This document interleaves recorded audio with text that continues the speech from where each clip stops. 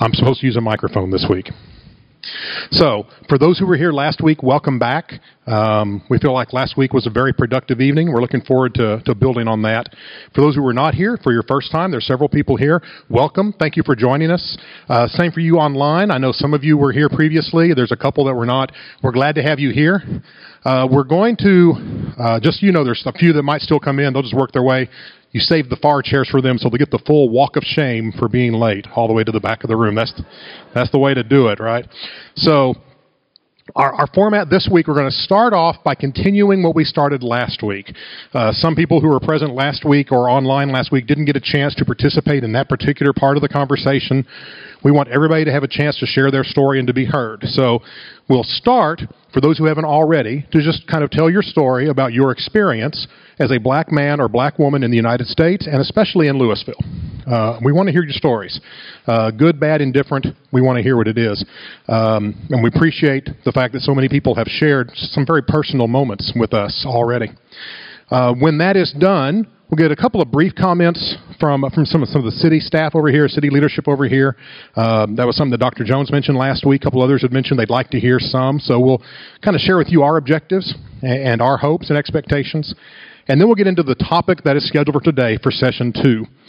Session 2 is when we're going to talk about what resources and opportunities do you believe are lacking in Louisville. Is an opportunity or resource that there's just not enough of, or maybe we don't have at all? So we'll go through 7 different categories. I emailed that out to everybody. Hopefully you had a chance to look at it. Understand that a lot of these are things that the city can't actually control, but we can certainly influence. And we can work with our partners in the community to try and maybe pass it along and encourage them to look at those. So we want to hear what's missing and what more needs to be done. So, and we will end today's session at that point. The next 3 sessions are our learning sessions. That's when we're going to go a deep dive, a very detailed look at city operations in various areas. We'll start with human resources next week. Our HR director will be here to talk about how we recruit, how we hire, how we post jobs, how we promote, how we train, our staffing numbers, everything related to human resources and hiring we'll go through next week. And he will present, we'll use this screen here, and those of you at home, you'll see it on your screen, we'll share it there. And he'll go through all of his information, and then we're going to throw the floor open to get your response. What did you see that you think is working? What did you see that you think is not working? What did you not see that you ought to see? And we want to make notes of all that. Then the week after that will be Police Department with Chief Deaver. And the week after that will be just some general city operations. We'll do finance and budget, purchasing. We'll do development. We'll do communication and outreach, just kind of hitting on a lot of areas that, frankly, there's not enough to fill a whole session, but we want to touch on them. And they were brought up mostly by members of this group when we were doing our early work. So that's where we're going to go for the next few weeks. And then, of course, we're going to end with recommendations. I believe, Jocelyn, you were the one who pointed out that you've had this conversation before, but you don't mind doing it again if you don't want to waste your time.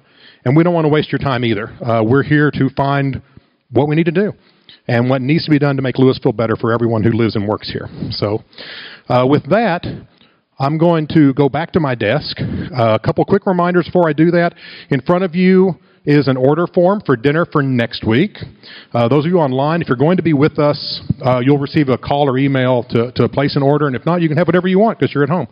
But there's an order form for dinner for next week, and also, just a reminder that if you do get up and move around the room, we ask that you wear a mask at that time, but when you're in your seat, be comfortable, don't worry about it. The desks are physically distanced the appropriate amount.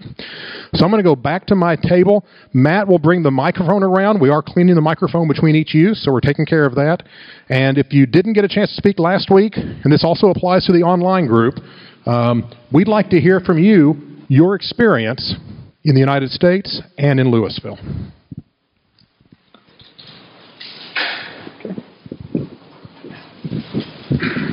Thank you, sir. My name is Ken Scruggs, and I moved to Louisville from Sherman, Texas in 1980. So I've probably been here for quite some time. As a matter of fact, back in 1980, there wasn't even a barber shop in Louisville. I had to either go to Denton, I had to go to Dallas, even to buy dress shirts. I couldn't do that here. So just to give you a little perspective on how Louisville has grown from my view from 1980 to where we are now. I retired from IBM after 40 years in 2016, and I had the opportunity to participate in the Louisville Citizens University in 2016-2017. And that's something that I would encourage everyone to do, because it does give you a real good insight as to the inner workings of the city. You can develop some relationships so that, if the questions or things that come up, sometimes that's the biggest issue, is lack of communication to be able to go to someone and have a discussion. Chief Devers and I have had a conversation. He probably doesn't remember, but it was several years ago when I got pulled over for a seatbelt violation. And Chief Devers and I had a very, very good conversation about it, and at the end of the day, I paid the ticket. But the key to it was, at least we can sit down and have a discussion and talk about those kinds of things. First, I'd like to commend the city of Louisville for taking the time to go through this work effort, because this is something that's going to be extremely important. And once again, when you look at the aspect of communication, this is really going to go a long way to helping the city of Louisville attack this whole issue of institutional racism. I mentioned I grew up in Sherman, Texas in the 60s and 70s, and I developed a very strong distrust and hatred for police. I'm not going to go into all the gory details about what caused that, but at 18, 19 years old, if a police officer came up to me, it probably wasn't going to end very well, and part of that was me. I'll say that since I've been here in 1980 and going forward, I've developed some very good relationships with the patrolmen who patrol my neighborhood. The previous officer, if he came by and saw me working on the boat, we'd sit down around and talk for a little while. He retired, the guy came and took his place, and we've got the same type of relationship. And I just point that out because if you can be where I was at 19, 20 years old with the hatred that I had for police, to the point now to where if I see the police officer in the grocery store, we stop and have a conversation. So that just goes to show you it's not an impossible task to get arms around this and do something about it. It just takes some effort, on both parties to be able to do that. The one story that I'll share, because I want to really get to the meat of the discussion for the meeting today, was I mentioned I worked for IBM for 40 years. One of my responsibilities, 2007, 2008, I was responsible for headcount in some of the big centers that we had globally. So I would have to go work in Brazil, about once every 2 or 3 months. And I remember having some discussions, and this was before you had the Zoom or the conference calls, where you had the video, so strictly just a teleconference. There was this one gentleman down there, Marco Musi. If I said black, he said white. If I said day, he said night. He disagreed with anything I had to say. If I offered him $1 million, he'd be mad because it didn't come in the right denomination that he wanted. So I had the chance to finally go down to Brazil and meet the management team down there. And I met Marco. As I'm going through my presentation, he agrees with everything that I say. And, I was a little perplexed because this is the same gentleman that didn't believe anything I had to say just a few weeks earlier. And now, if I told him the cow jumped over the moon, he's asking how high. So the meeting ended, and one of the guys that I knew down there pretty well, I pulled him to the side. What's the issue with Marco? He pretty much disagreed with everything I had to say. Why is he now one of my supporters? One of the things I've neglected to tell you guys, Marco was a dark-skinned Brazilian. And the thing that the guy told me was that he see you're a black American, he relates to you because of the issues that he has to contend with here. So when you look at this and it says, being black in the United States, it's unfortunate, but being black in the world, no matter where you go. And I can remember some times, flying into Brazil at, 6 o'clock in the morning, going through customs and what have you. No one else got bothered, but I did. The only thing that saved me, once again, was working for an extremely large corporation that they probably didn't want to, contend with. So, they, come back and make things right and flow me through the process. But this is a much, much bigger issue than Louisville or Texas or the United States, because this is something I think that we see globally. The one thing that I would ask this group is let's keep to the point. Some of the issues, when you look at it, long term, we start protesting, we do things, and we get what's called scope creep. And next thing you know, the real issue has been forgotten because we got so many other ancillary issues that we're talking about, we get away from the real point. And that's one thing that I would ask us as a group here to, stay centered, stay to the point. And I think we really can get some things done.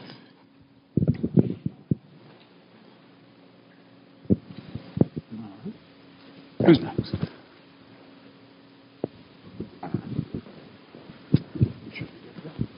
Good evening, everyone. My name is Joan Park Saunders, and my experience is I've lived in several states. I'm from North Carolina originally, and I was in the first class that was forced to integrate, and that had a profound impact on me because there were 3 of us in the elementary school, 2 in 5th grade and 1 in 4th grade. And total integration did not occur until my senior year. So when you are in an environment where you are the only one or the only, when I graduated, before my senior year, there was only about 20 of us in a school system. That created a lot of different emotions because because you weren't in the black school, you were not necessarily accepted in the black community, and because you were not white, you were not accepted in that community. So it really impacted me as a youth. I actually am an attorney by trade.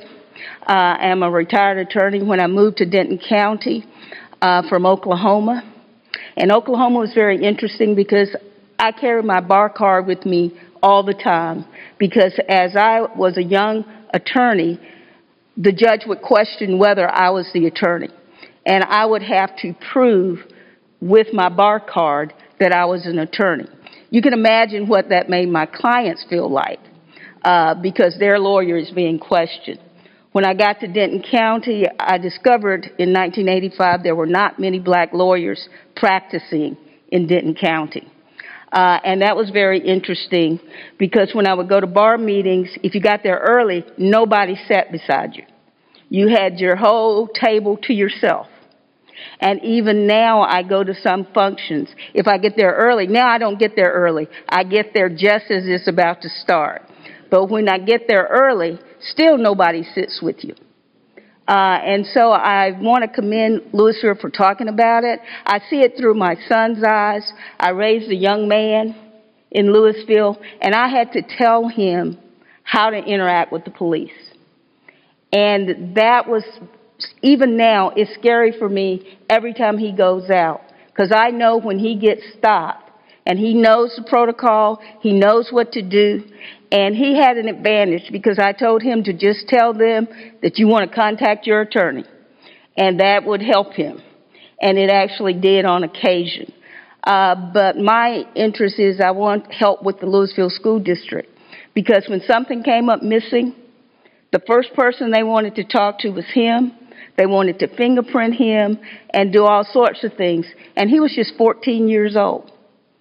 And that impacted him. He didn't understand why they were treating him that way. So my perspective is really I'm concerned about how policing occurs and why police feel the way they feel about black people and what we can do to help them understand and overcome some of their hidden biases so that we can improve the experience for everyone.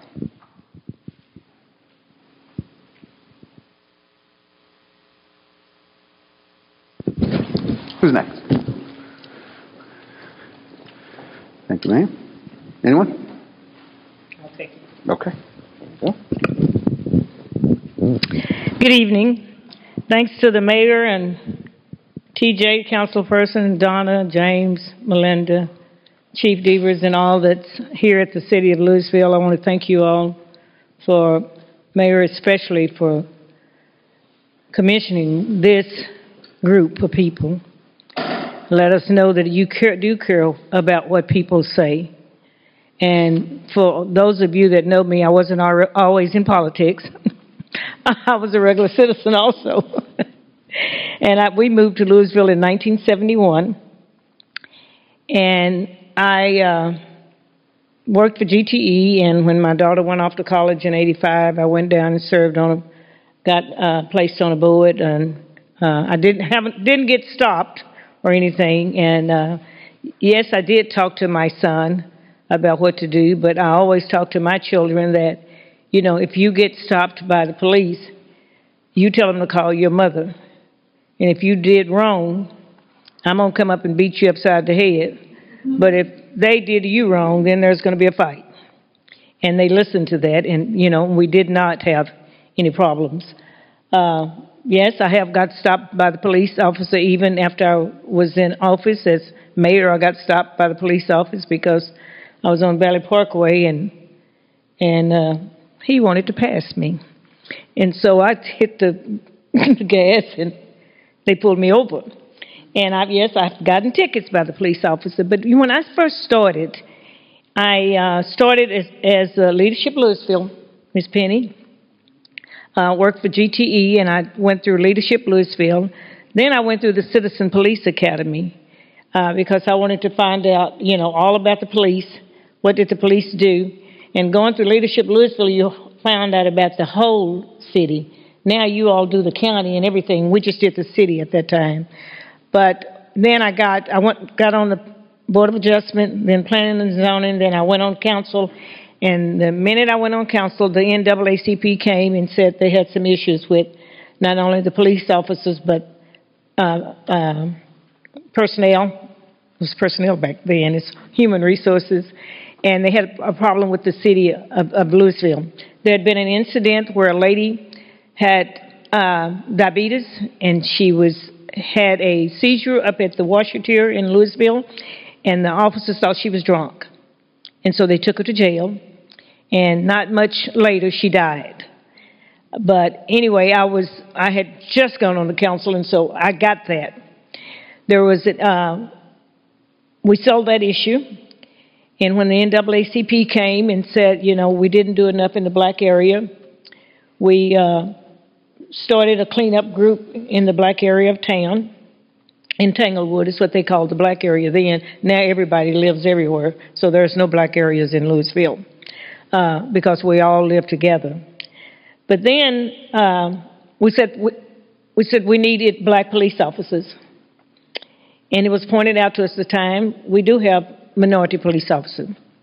We had Johnny Eddy and Louis Reyes, an Hispanic police officer and a woman. We said that wasn't enough. So we formed a community relations committee. I led that committee. I wasn't the mayor at the time. I was on council. Got people from every church. Do I see anybody here? No, I don't see anyone here that was there, but we've got people from every church, from the city, and every Saturday we would have a meeting. First thing we did, because Chief McFadden was here at the time, and he said, you know, he tried to hire black men or minority men and women and couldn't find any. Well, he was advertising in Fort Worth Star-Telegram and Dallas Morning News, Dallas Time-Herald. So we asked him to go to some of the black colleges.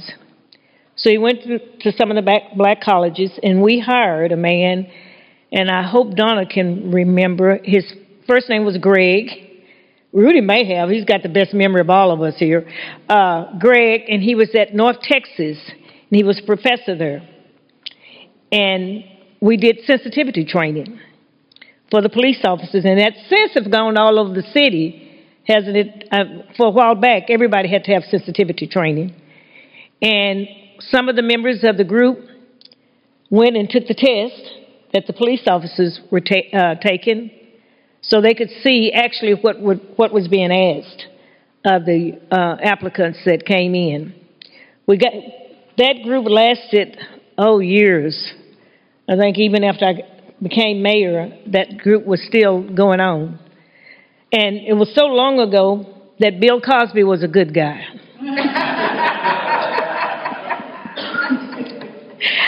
I'm serious, because we had him, we had a video of him talking about, how he could talk about issues of life. And he was a good guy at that time. But we started hiring black police officers, women police officers. I was pleased. I went to work for Jerry Rabin in the constable's office, and, we got this black girl police officer, lady, excuse me, and we got black men police officers. Was Vincent Stewart the first one? Okay, Vincent Stewart was the first person as a black police officer, and so we hired him, and then we started hiring other police officers. I can't tell you I had real problems. I've had people come to me and say, I didn't get treated right. And so what I do, even now, I go to the police chief or I go to the city manager and say, I try to go through chain of command. Coming from a corporation, I worked for GT 20 years, and so, I always went through the chain of command. But sometimes I'd call the police officer, the chief of police, and say, I need this and I need that, rather than going through the city manager. I try to do better now, Donna, but sometimes I don't. But so I'd let them know what was going on, because citizens, they would call me, because as you all know, I was the first black council person. We had a black council person for about 6 months, Mr. Woods, I think it was, that was there, and I was the next black council person from all these years until we got Brandon, right? Leroy, and then Brandon, yes. And so, of course, the citizens would come to me, and they still do, because they still know I live here in Louisville, and so talk about issues. And, the thing about it that I would ask people to do, don't hold on to something that has happened to you. As soon as it happens to you, you call somebody. If you don't know who to call me, and I'll give you a name, or I'll call them. It doesn't matter, but I'll give you a name if you want to call them. Well, I'm pleased that Rudy's doing this, but, I know Rudy. Rudy was my mayor pro tem. And so I know all these people here. Donna was there, Melinda, and Rudy. The other ones were, Chief Deaver, were you there when I was 20 years ago? 98. You were still there. Yeah, you were there when I came in while I was there. So these people want to help you. And I said, these people, our city, I call this my family. They want to help you, but we've got to step up to the plate also. And what are you asking for? I saw this on Oprah. What is your ask? Let people know what you want. And because you can't get something if you don't ask for it. Make up in your mind what do you want. I think seeing the young people protesting here in Louisville was a good thing. Now, some of the other places it wasn't such a good thing, because they were rioting and stealing and whatever. But here in Louisville, it was a good thing. Because, see, when I came up, and I say, poor little black girl from Grapevine who put cardboard in her shoes, and my sister would say, and here you are, the mayor of a whole city. And, she was so proud, like you could be mayor of a half a city, but she said, here you are, the mayor of a whole city. And so, people my age, they integrated my school when I was my senior in high school. I was bused to Fort Worth, Texas, every day until 1965, and they integrated in Grapevine. And the school was like a block from my house. But we got sent to Fort Worth. Of course, we didn't know any better. We were excited to go to the big city until we came back to Grapevine. And like Joan said, we had 3 girls in the 12th grade when we came back, seniors, and there were more of us coming up. But I know what segregation is like. I told somebody at the court one day, this hadn't been long ago, stop trying to tell me how to be black. I know how to be black. I've been black for a long time. Stop trying to tell me how I feel. Let's sit down and talk about it, and I'll tell you how I feel. Because you have not walked in my shoes. And just because I'm shouting this morning, don't mean that I didn't have a nightmare last night. And so we've got to come to the table. And you young people, and don't think that I'm going away, because I'm not going away. I fall down, but I get up. Because I still have a message to tell. And that's the thing. We push people back. Evan Turner we needed a park down there. Alvin Turner's daddy served with me on my community relations committee. He was on the park board. Needed a park. Alvin Jr. called me. What do? We got a park down there that's called the Alvin Turner Senior Park in Tanglewood. But sometimes you got to ask. People don't know what you want unless you ask. And then you ask again. You remember in the Bible that the judge said that the woman worried him so much that he finally gave in to what she said? Don't be ashamed to ask. Now, you don't have to beg and you don't have to bow to anybody because I bow to God. But I don't mind asking again. And if my ask don't get you, then I'm going to get me somebody else to come with me so they can ask with me. But I know for a fact, these people right here, I'm sorry, my family right here, Louisville, I know for a fact that they care. Now, there are a lot of people that don't care. But I know that they care, and I trust them no matter what. Now, do they know everything about blacks? No, they don't. And they may not know how I feel. They know somewhat about how I feel, but they don't know everything about how I feel. But I don't have a problem telling them. And they respect me, and I respect them, because it has to be both sides. But I'm telling you tonight, what is your ask? Don't sit up in this room and we talk and we talk and we talk and we go out of here and we say, well, we had 4 or 5 meetings and we talked about something. Let some action come out of this meeting. Citizen Police Academy. I think we have a fire police academy now, do we? And we have the Louisville University. Get involved. Find out what's going on. So you'll know what's going on. So you'll know what to ask for. So you'll know what you say. Keep your eyes open. Watch as well as pray. That's what we say in our pray, but you got to keep your eyes open to see what's going on. But I'm telling you, I believe in my city staff, and I believe in my elected officials, and they're not perfect, and nor am I. But I believe that they want to help. And so I would ask every one of us, sit down and jot down. You know, you see me taking some notes.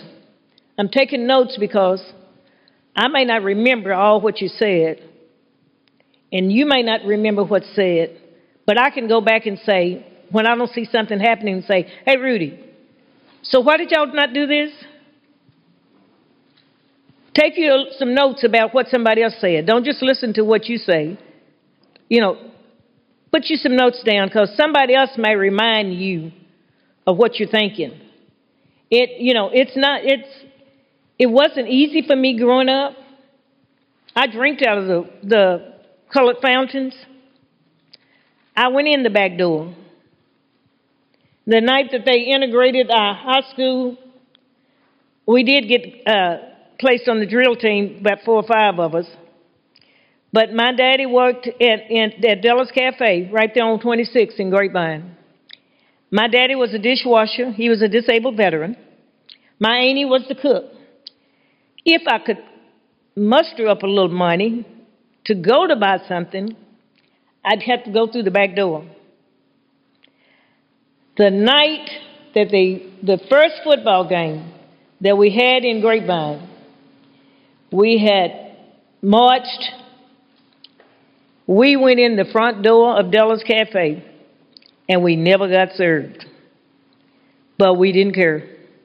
We were in the front. Some things are worth fighting for.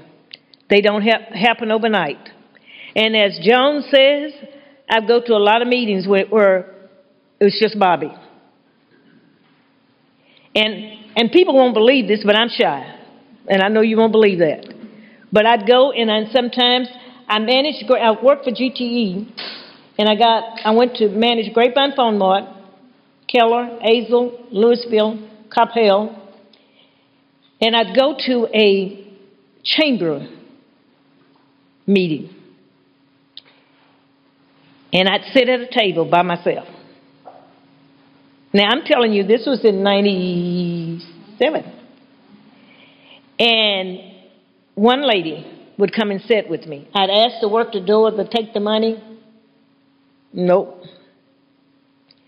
And I was already the mayor then. No, this is 89. This is 89, 90. I'm sorry, but I was going on council.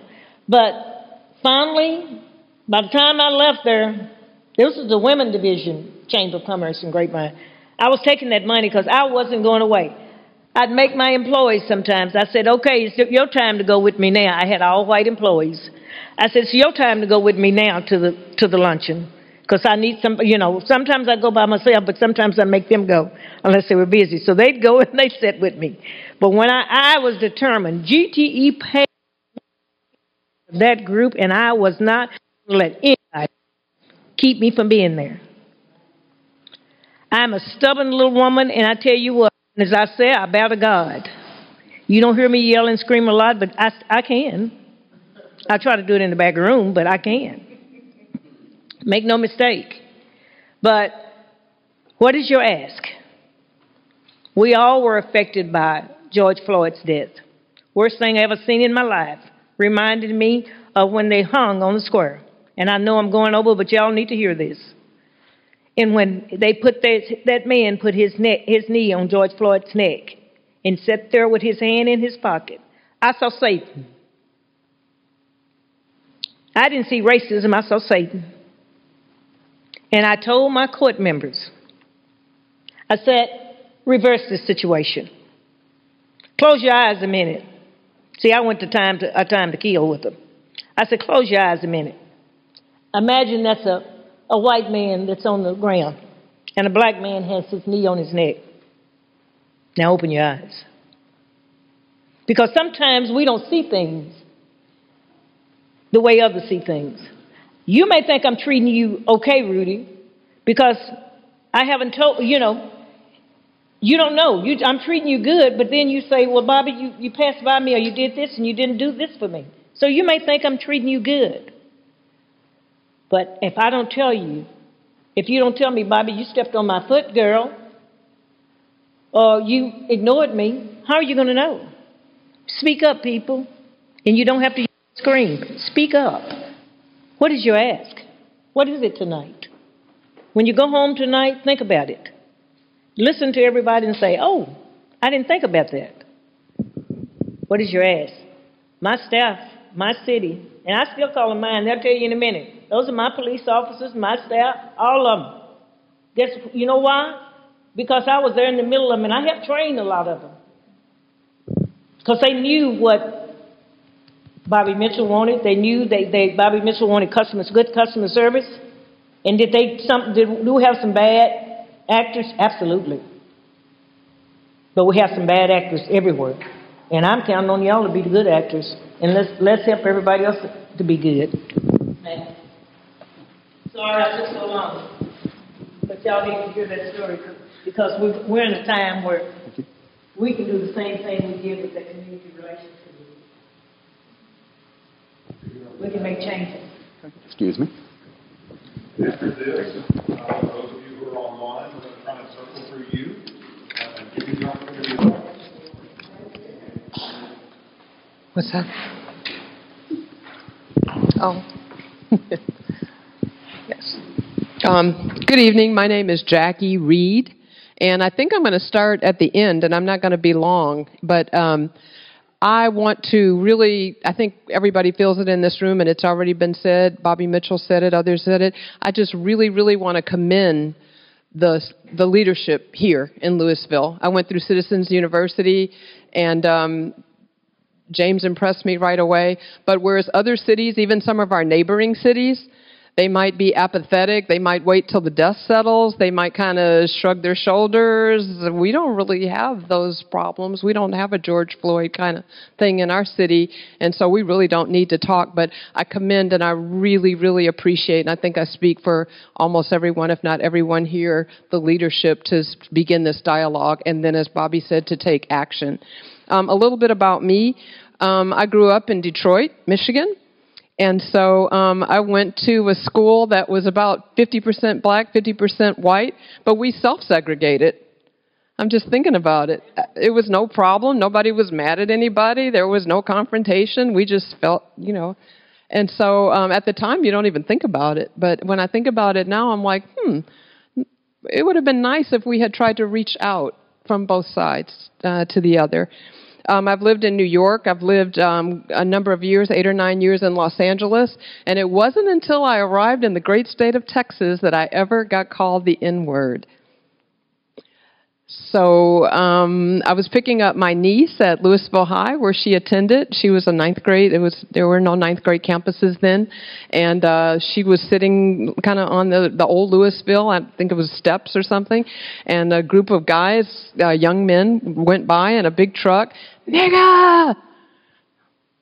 Wow. I wasn't unprepared because people had told me that happens. You going south? That's going to happen. But it stung, and I still remember it. So it's those kind of things that you remember.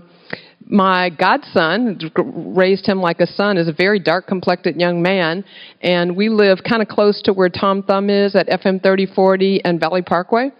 And for people who've been here for a long time, Tom Thumb wasn't always there. And at one time, there was a small jewelry store there. And so apparently there had been a theft in the jewelry store. I didn't know anything about it. I never shopped there. And police showed up at my door. And they said, we're looking for a young man that's been reported to have had some activity over here. I didn't have my own sons at the time. Wendell was visiting his relatives in Dallas. And I said, I think this is racial profiling. How did you even know to come here? He's not even here right now. He couldn't have possibly been a part of this. So what I'm surmising, and it could be wrong, it's an assumption, is that somebody said a black boy lives on that corner house right there. I can't figure out anything else that could have happened. Maybe I'm making assumptions. As a mother of 2 sons who are college age, and Wendell, who's my godson, we all know about the talk. And I just want to share with the police officer, and I know you know it, and everybody here, is when my sons, I think for most white people, not all, when you go out and you see a policeman, you think safety, perhaps, unless there's something bad going on. When I think about my sons encountering a police officer at night driving somewhere, I think danger.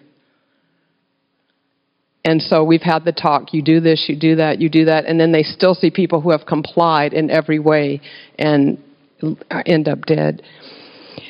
That's hard to go to sleep with, that fear when your son is out. I've been an employee of Louisville ISD. I've served in Louisville for about 16 years. I now work for Keller ISD, and a recent experience in the last couple of years, I sought an administrative position in Keller. I didn't get it. No problem. You don't always get what you try for. But someone who was in the room when they were reviewing the applicant said, Jackie, they said that you don't fit our culture here. I don't know about you, but that can only mean one thing to me. You don't fit our culture here. Subtle way, but not so subtle. I should have never known about that, but I know about it.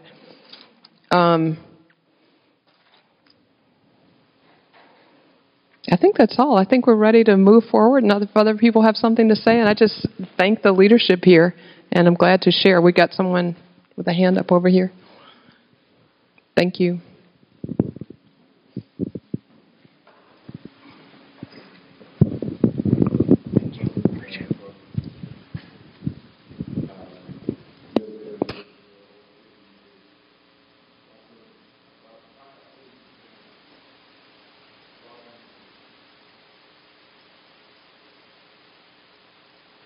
I try to keep a low profile.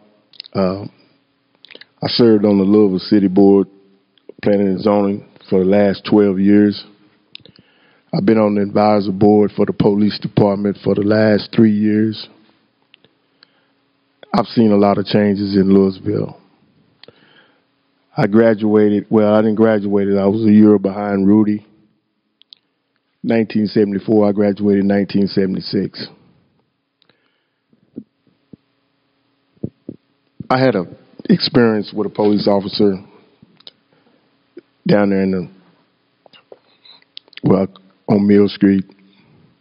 He was harassing a lot of people in my community.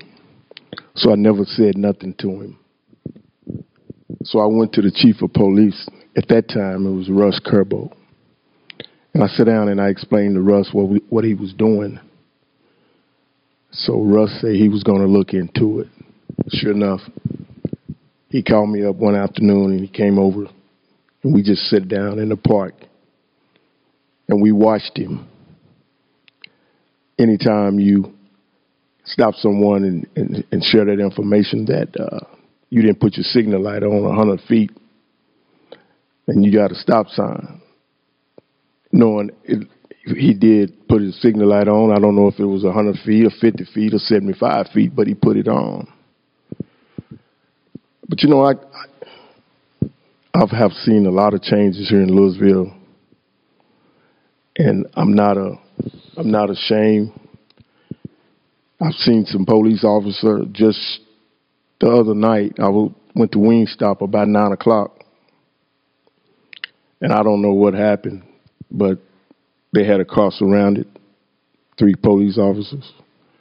I guess they was doing their job. But when you serve on a board for the police department here in Louisville, you pretty much know what goes on in the community, city of Louisville. I was invited to the police academy, seen how they operate, seen how they go through their training. I was very pleased. I got an opportunity to drive the cars down there at the academy. They spent a lot of money. The city of Louisville spent a lot of money for the police training. Also, they just don't hire any police officer. They reach out and they hire the top skilled police officers. Just because you got your credentials saying you're a police officer here in Louisville, they don't hire you.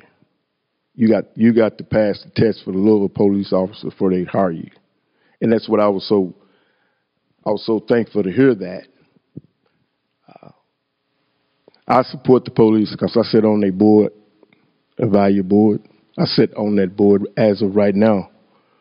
And also, I had opportunity to, TJ and we served on the board, planning and zoning, for 2 or 3 years until he moved to the city council. I supported him to move up. But anytime that I want to know something, I have a question about something, I either go to TJ, I can call Donna anytime. You know, everybody up on the city council pretty much know me because I supported them whenever they ran for city council. And I don't do favor for favor, but if I need something done or want to answer a question, I ask. I don't bite my tongue. I go to them and ask them. And I really appreciate them. Like Bobby said, you got to. I had the opportunity to grow up with them and get to know them. As in the years, I served on a park board too, and the most important thing happened to me is when they named the park after my father. I was truly blessed for that. My dad served on the park board for a long time, and I was happy that took place. I also had an opportunity to work with Donna when they go out in the summertime and they rebuild houses for, unfortunately, home senior citizens. And just to see her, she was working in a flower bed in my neighborhood. The lady was a senior citizen named Miss Chu, and Donna fixed up her flower bed. You don't know how that make you feel when you see one of your city council members doing something like that in your area. So I support them, and I know we got some bad cops in our area because I see some every other day on Fox and Edmonds. If you ever get an opportunity, Chief, don't take the... He only is doing his job, though. He's doing his job. If you ever go down Edmond and Fox, if you're driving over 35, you're going to get pulled over. That's everybody. He's not racist. He'll tell you, I give my mom a ticket. That's him. So he's not racist. So if you're ever in that area, if you're driving over 35, be prepared because he's going to pull you over. But I think we got a good staff here, and if we all work together, we can whatever thrown at us, we can work it out as a group, because I've been here a long time. And if you see something, as we say, see something, say something. And if they can't fix it, they're going to go find somebody that can fix it. And they're not going to be ashamed. They're not going to turn you away. They're going to continue to talk to you about it. I just thank for being a part of it. So I appreciate them. I can't express enough about them. Like I say now, they do have some bad cops in there. But if you go to the right person, I'm pretty sure he'll check it out and see what's going on with that. So thank you for giving me the opportunity. And I'm thrilled to be here, and I'm so excited to see all of y'all here this afternoon. I've seen a lot of change, and in 50 years, I've never seen this before. This is something right here. It really is. Thank you. Excuse me. Thank you. Your turn on. Thank you all. Greetings, everyone. Mayor, I thank God that for what you're doing, and I'm glad to get a chance to meet you. We've talked on the phone, but I'm glad to get a chance to meet you. To Chief DeVere, God bless you. Thank you for working with me in the times. I really appreciate you. And to Brother James, I thank God for you and what you did for me to help me when we was putting together the unity prayer meeting. It wasn't a fight. You all helped us, and you all provided care for us to be able to do a prayer, because people came to me asking me, what am I going to do? And I had a bunch of either pastors and other members and other people in the community ask me. And I felt like the best thing we need to do is have prayer. And so when I asked, could I do it at the city hall, everybody embraced and helped us. So I just thank God for you all and for all of the helpers and the leaders that's in the city, that you all care enough about us to want to do the best thing. You want to know about the blacks. You want to know about our lives. Because if you don't understand us, then how can you truly help us? And I thank you for that. My name is Will Langstaff, Jr., and the reason why I say that is because when I was in the second grade, me and the teacher had a disagreement, and so she decided she would kick me out of school. She called my mom, and she couldn't reach her, so she called my daddy at work. So he had to leave work and come pick me up. And she was explaining her side of it, so I thought it was time for me to explain mine. My daddy wouldn't let me talk, and she wouldn't let me talk. So on the way home in this big old raggedy pickup truck in Crossett, Arkansas, Hicksville, my daddy asked me a question. He said, boy, what's your name? I said, Will Langstaff. There was silence and a very deep, demanding kind of voice. Boy, what's your name?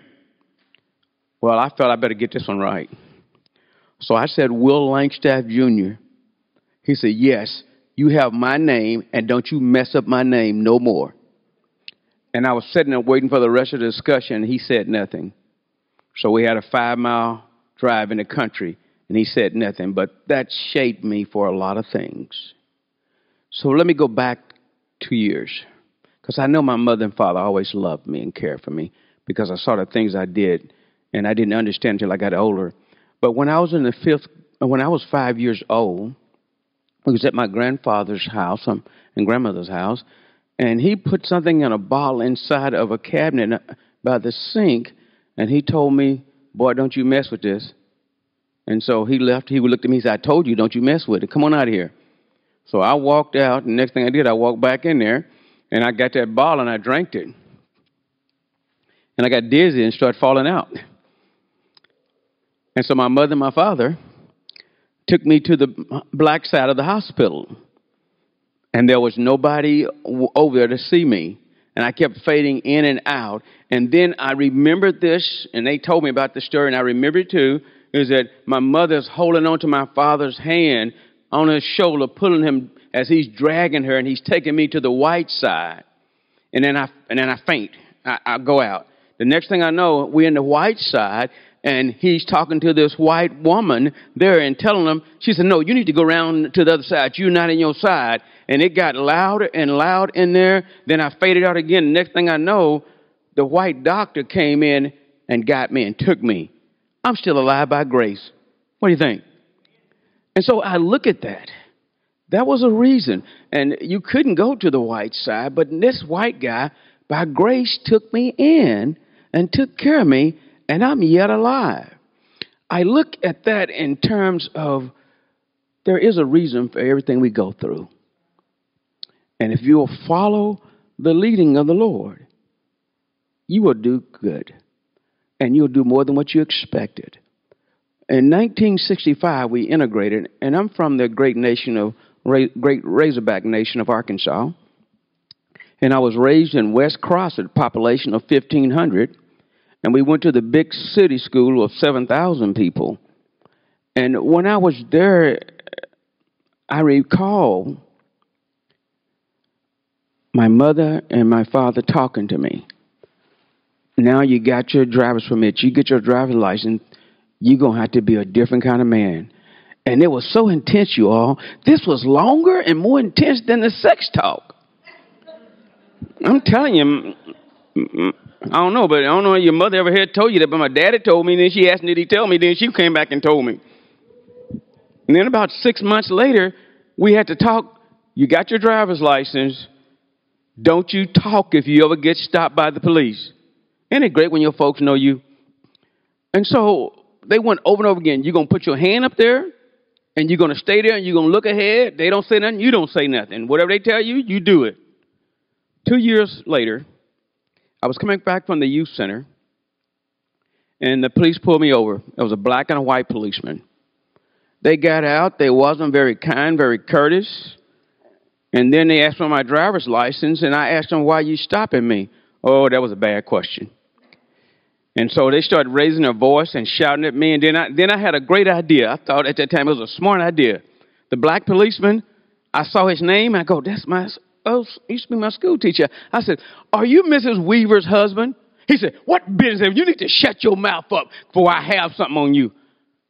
Have something on me. And then when I said that, that made them kind of mad. And then so they started going through my car and looking at different things under the seat and everything. And then I had a great thought. I went back to what my mother and father told me. I put my hand on the steering wheel, and I just looked straight ahead. They stopped, searching the car, gave my license back, and they left. I was fearful, but I was angry. But I remember what my parents said. Don't say nothing. Look ahead. I think that saved me for some trouble by grace. When I was in the 11th grade, I never forgot the being bussed over there from the country. And when we got there, there was groups of whites that was cussing us out. There were some groups that was spitting, but there were some other groups that was very kind. And so I saw something in each one of them. But the thing about it is, God put me in a place where I could see some things where other blacks had not seen, because I grew up in a neighborhood where we had a white family. And the white lady, she jumped on me just like the black lady was jumping on me. It was all in the same neighborhood, out in the country. So she had as much right as anybody else to me. So that's the way I grew up. So when I was in the 11th grade, my high school principal asked me to come in. I'm going, what did I do wrong? Why do you want to talk to me? And he says, there's a situation that's I think is going to happen, and I need you to go stop it. I said, what do you mean? He says, your sister is leading a march. I said, what do you mean, my sister? She said, she's over in junior high, and she's leading a march, and I don't think it's going to end well. And so here I am as 11th grade. I'm discombobulated. What am I going to do? And as I walk out there, I leave the building. I start going towards her school, and I see they've already left. And there's somewhere between 75 and 100, maybe 125 black kids. They're marching from the integrated white school that we were placed in, going over to the black school, which had been turned into an integrated elementary school. And so as I walked up and I caught up with them and I started talking to them, they didn't want to hear what I had to say. And so then as I got closer to my sister, and I was asking her, we need to stop this. And so they talked to me. Some of them got mad. I got called Uncle Tom and some other names. And nobody ever heard of Uncle Tom, right? And so as we were talking, it was mostly them against me, and they took turns and we talked. But I was thinking about this and what happened to me earlier with the police. I just knew the police going to call, just like the principal said. And so we talked, and it was basically kind of like me against them. But I didn't want to be like that, but they was disagreeing. So, and I said, you know what? Let's go back and talk to the principal. Let's go back and let's do something else different, because now this is not going to help us marching over to, you got a problem with your school, and now you marching over to the school where we once came from. That's not going to help anything. So we went this conversation back and forth, and so they started disbanding, and almost everybody was disbanded except for about 10 people, and the police came up, and they drove up where I was at because I was on the corner above the area where the discussion was going on, and they was very rude to me. But finally, when they saw that I guess what was reported wasn't there, then they let me alone, and I walked back over. I say that was grace, because that could have been a bad mess in a little hick town. When I went off, I'm moving forward, in 1971, I was a freshman in college. And I went shopping. Some ladies wanted me to take them shopping. I went shopping, and I saw this beautiful picture. I really liked it. It was a picture of Jesus Christ. But it wasn't the one that I was used to seeing. If you all grew up like I did in those early years, there was a picture of JFK, Martin Luther King, and Jesus Christ with blonde hair in everybody's room almost, everybody's house. And so I saw this picture with Jesus with an afro.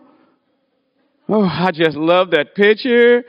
And so I brought it back in the room, and my roommate liked it. He told everybody in the dorm, and people came to the dormitory looking at it. And I put it over on my wall, and he said, you know what, we ought to put it up so other people can see it. So I said, okay. And then he put it up high, and then people could look through the window and see it. And then they would come at nighttime and they couldn't see it. So he said, you know what? I'll let you have my black light if you want it. I said, what you mean? He said, let's take my black light and put it over there. So that's why I used to go study and do my morning devotional, because that's where I was brought up. You come up, start up praying the day with prayer. And so he put that light over there. And so at nighttime, there was big groups of people outside watching that picture. So I got a call from the president. He said, you're causing a problem. Why do you have that picture? That's not a picture of Jesus. That's not what he looks like. And I started trying to explain my way. He said, well, I tell you what. You have a decision. You have 3 days. You take it down in 3 days, or else you're out of this college. And I just started myself, I'm going to leave this up here. Then I thought about it. I did not want to go to college for 4 years, because I wanted to get me a 1971 Road Runner, needle nose red runner. And I wanted a light blue one. And that was my dream. And I was going to get that, I told my parents, and then I would go to college. Then my mother came back crying, saying, you're not going to go if you ever buy that car. And then that evening, my father came in. He started crying. Now, he's like 5'10", 5'11", 270 pounds. Can you believe that your father sitting there crying? And so I thought about what happened and why I was at school. I decided it wasn't worth it to fight. So I took the picture down. It upset a lot of people, but I think it was in God's grace that I was able to give that moment. But yet I met my wife there, and we got married, and we've been married for 46 years. I still think that's grace. And then in my first year in the military, I got out of my car after I had parked, and a policeman came up to me and told me, he says, and I was at the BX, which is like military Walmart, okay? And so he told me, you need to go move your car. I said, why? He said, look, I told you to move your car. You need to move your car. And I said, why? He said, you are parked in an officer's slot. And I said, I'm an officer. He looked at me really shocked. He said, you're an officer? He'd never seen a black officer. So I showed him my ID. And because the first time when he said I had to move, I told him to give me his supervisor's number. And now, when he found out I was an officer, he was almost crying. And I walked out and said, I'm going to call your boss. I'm going to talk to him about that. I took about 5 or 6 steps, and something hit me and said, don't do that. I went back to this man almost in tears. I said, you never seen a black officer. You met one. I'm not going to do that to you. And I gave him back the piece of paper with his boss's number on it. About 9 months later, I went to a junior officers council meeting. And for some reason, the general wanted me to come see him. So you all, this is a very high structure for a general to talk to a second lieutenant. And I didn't understand, but I knew I had to do it. So I went in to see him, and this white secretary asked me what I'm doing here. And I said, the general told me to come see me. She said, no, he don't talk to no second lieutenants. You need to leave here. And I refused to leave because the general told me to come. So then the executive officer, a white major, came out. He heard us talking. He says, no, you need to leave. He won't talk to no lieutenant. You need to leave here. You got it. You got it wrong. And I said, I can't leave. He told me to come. The next thing, the vice wing commander come out, which is a unbelievable thing. He was black. And he went in and talked to the general. He said, have a seat. The general's going to talk to you in 20 minutes. And they were just looking at me really shocked and discombobulated. I just wasn't going to leave after he told me to come. And so he talked to me. He says, now, what are you going to do? What's your career going to be? And I told him what I was going to do because I thought that was a good thing. And we was on a base where we had gunships. Those are special C-130s that's modified where you have all different types of guns on the left-hand side. You make left-hand turns to shoot. And he said, no, you got to fly fighters. He said, I flew fighters. I think that's the best thing for you. I need you to start getting your paperwork so you can fly fighters. I went back and told my commander, who was white, a lieutenant colonel. He said, what you doing? Go see the general. You going to fly what? And so then he called his boss, and I had to go talk to his boss. It just turned, it was a bit, I was so discombobulated, but all I was doing what the general told me to do. So then, fast forward, 3 years later, I was in school, in the flight school, and they took us on a special trip to Nellis Air Force Base. And when we landed, there was a major, a white guy, was sitting in the car waiting on me, and he came up to the airplane and asked for me. And then the commander of my unit came back and said, who are you? I don't know. He says, there's a guy waiting to see you to take you to see a general, a 2-star general. Who are you? And I told him my name. I'm Will Langstaff Jr. That's all I know. And he says, well, you better go with the general. So I went in and talked to the general. He says, and we had a really good conversation. He said, I've been following you. And he says, are you going to fly fighters? I said, yes, I am. And you all, I think it's all by grace. And I thank God for that grace.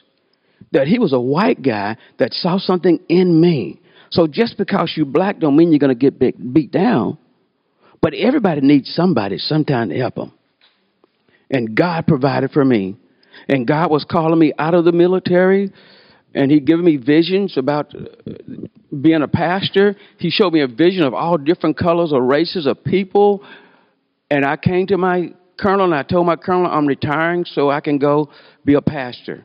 And then I guess the generals talked among themselves and the generals called me up and they said, we got other plans for you. And I said, but I can't do it. I got to retire. So they said, that's what you want to do. I want you to go think about it. And I came back and said, I'm going to retire. And so I retired. I'm going to seminary. I came up to a meeting at Lakeland Baptist Church with the Denton pastor was praying, Tommy Nelson, and I would go to their prayer meetings. And then he talked to me and said, what are you going to do? I said, I'm going to start a church. And he said, what kind are you going to start? I said, this is going to be a multi-ethnic church. And he said, that sounds like a great idea because we don't have that here. And so he called the state convention and told them about it.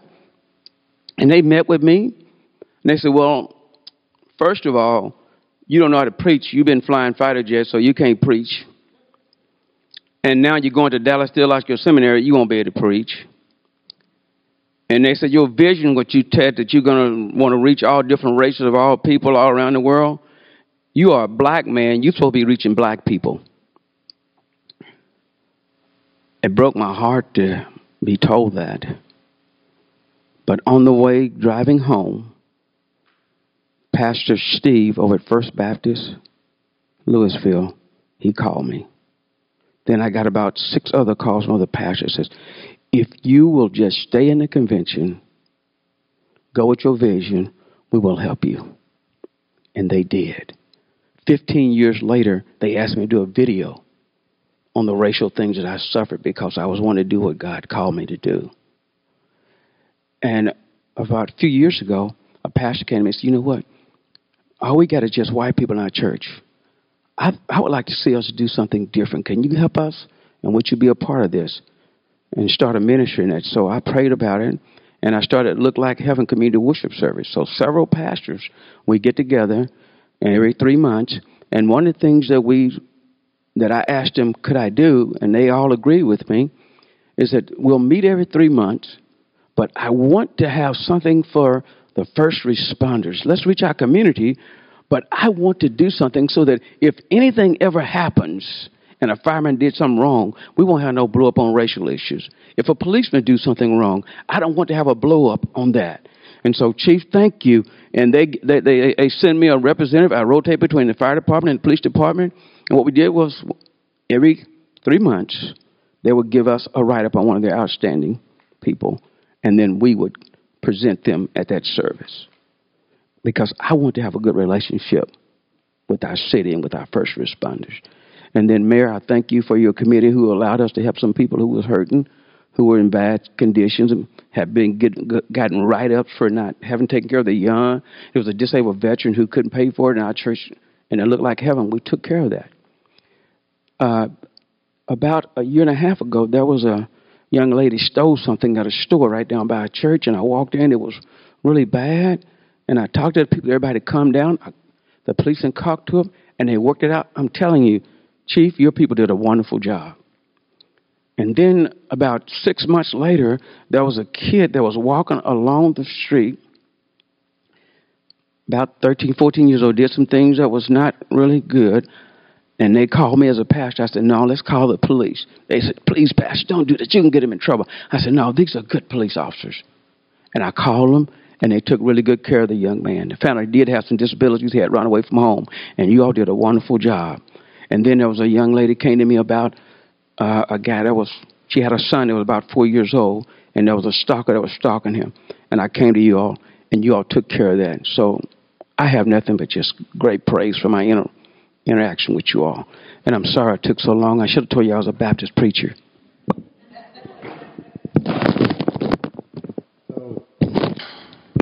We're on. Okay, so now I'm looking over toward our group that's online to see if one of you would like an opportunity to share your story. Feel free to unmute. And there we go. Looks like Robert. My name is Robert Sheets. I want to thank the mayor and thank the leadership for this opportunity that you guys are providing us. I had an opportunity to speak with the Touchpoint 2025 and 2035 as well. I really like the direction that the city of Louisville is headed in. I think that there is inclusion in the city, and the city is concerned about the people that live there. And so I'm very thankful for that and thankful for this opportunity. I wanted to tell a short story of something that I've dealt with within the city of Louisville. I've been in the Louisville Flower Mound area since '99. And like my sister up front, Sister Bowie, I'm from Oklahoma City, born and raised in Oklahoma City, about 3 or 4 minutes away from her in Park Estates, not in Forest Park. But I had an incident in Louisville. I've not had very many incidents of racism that I can point my finger to. But this particular incident, I owned a house in Louisville, and we were moving out of the house, moving into a house in Flower Mound. We did not have all of the things out of the house. And so I was going back and forth from time to time to take things out of the house. Had an issue with the fire alarms when I was not there. The fire alarms went off 3, 4 o'clock in the morning, and my next door neighbor called and told me that they were going off or whatever. And so I called the fire department, and they said that they could not go into the house without me being there. So the next day, I went to the house the next morning, and the alarms were not going off. But I backed my car. We have alley access, so I backed my car into the garage, and I was loading some stuff in the car and, just maneuvering around the house, cleaning up and moving things around.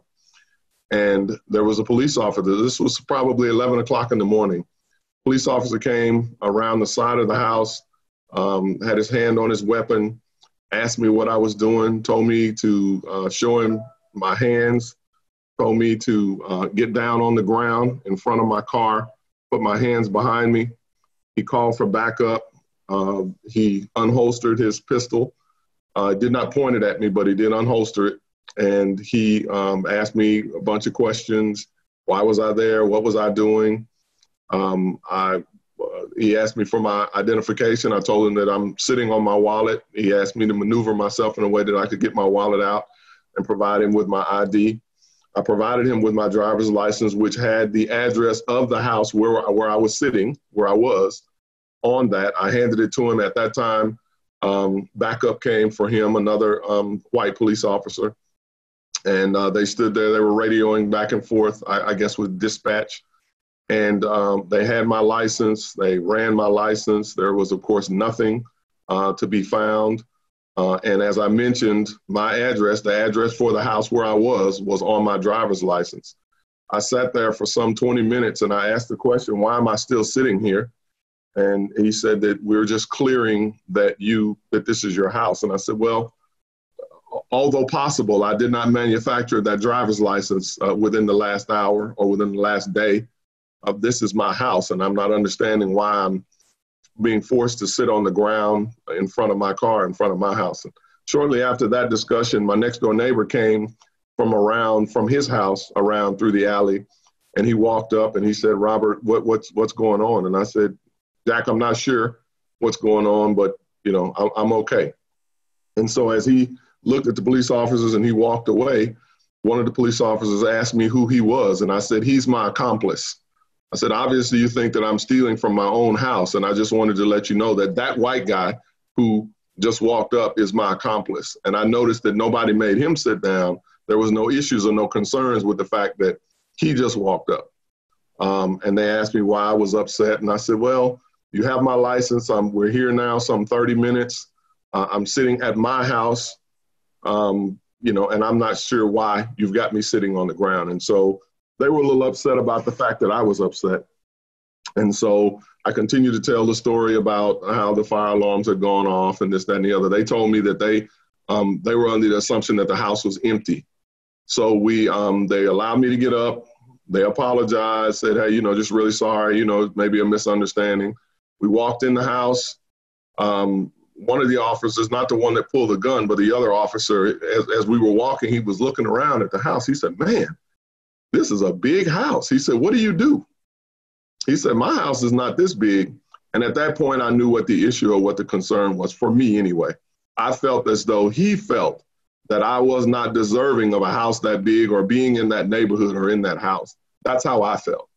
And so we went on, we talked, and I told him that, I work, retired from Texas Instruments, retired from the state of Oklahoma.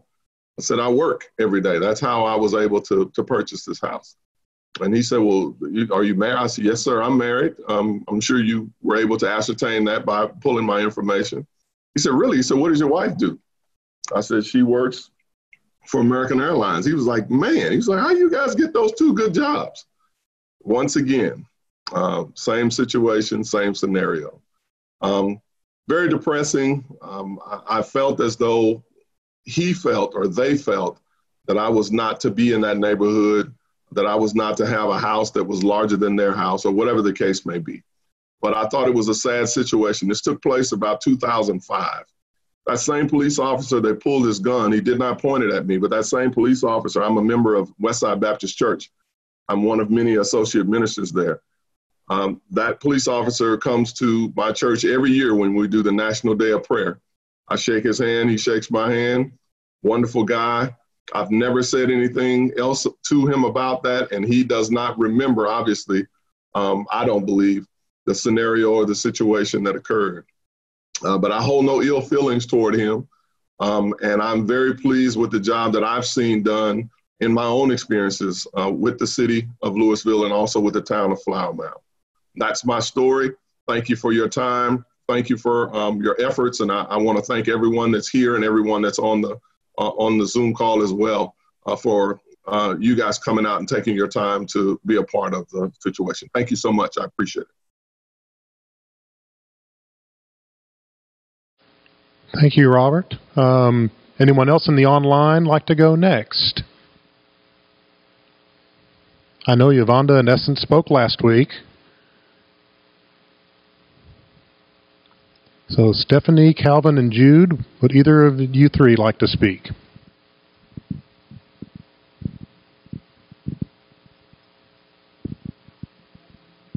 Oh, okay, I think you're still muted there, Calvin.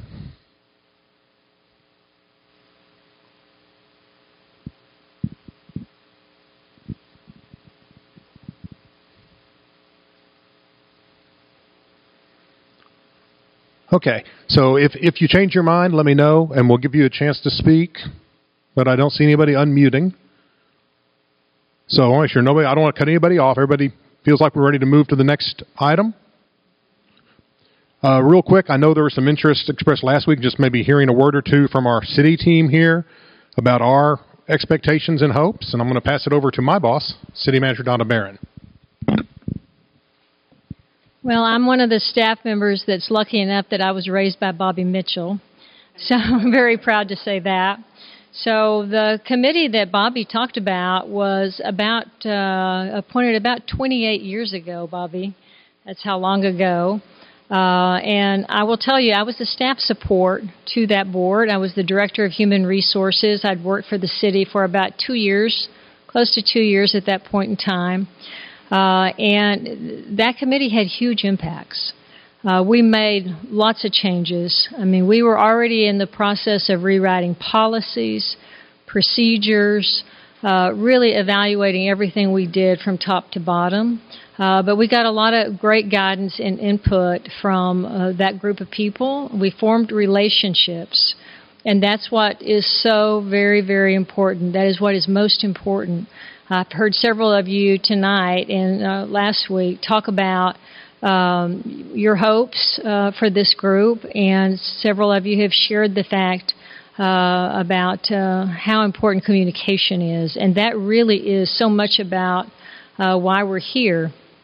So from a city perspective, we want to be transparent, we want to be open, we want your input, we want to learn from you. And so I hope we don't bore you over some of the sessions we're going to have in the future. We're going to dive deep. We're going to show you how we operate the police department. We're going to talk about hiring. We're going to talk about firing.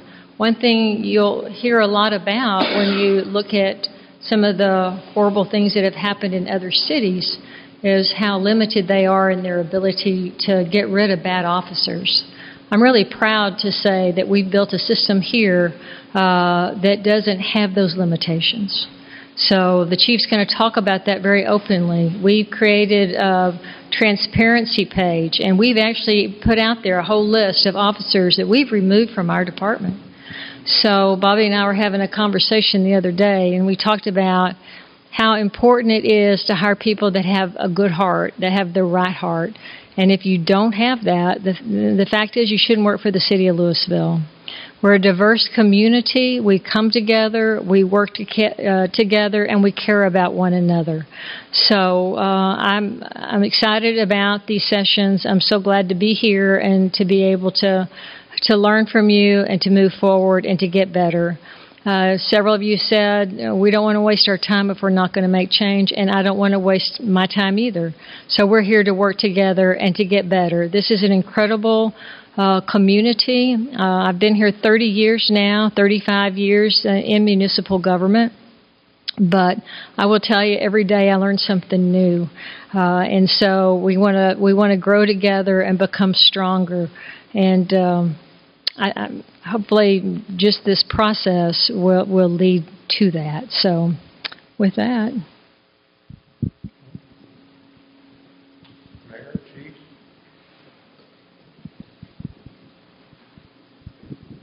Thank you. So I appreciate you all being here. I appreciate you sharing the stories that you have shared. And I won't talk very long because you get me for the full 2 hours in 2 weeks. So you'll be tired of me talking by then.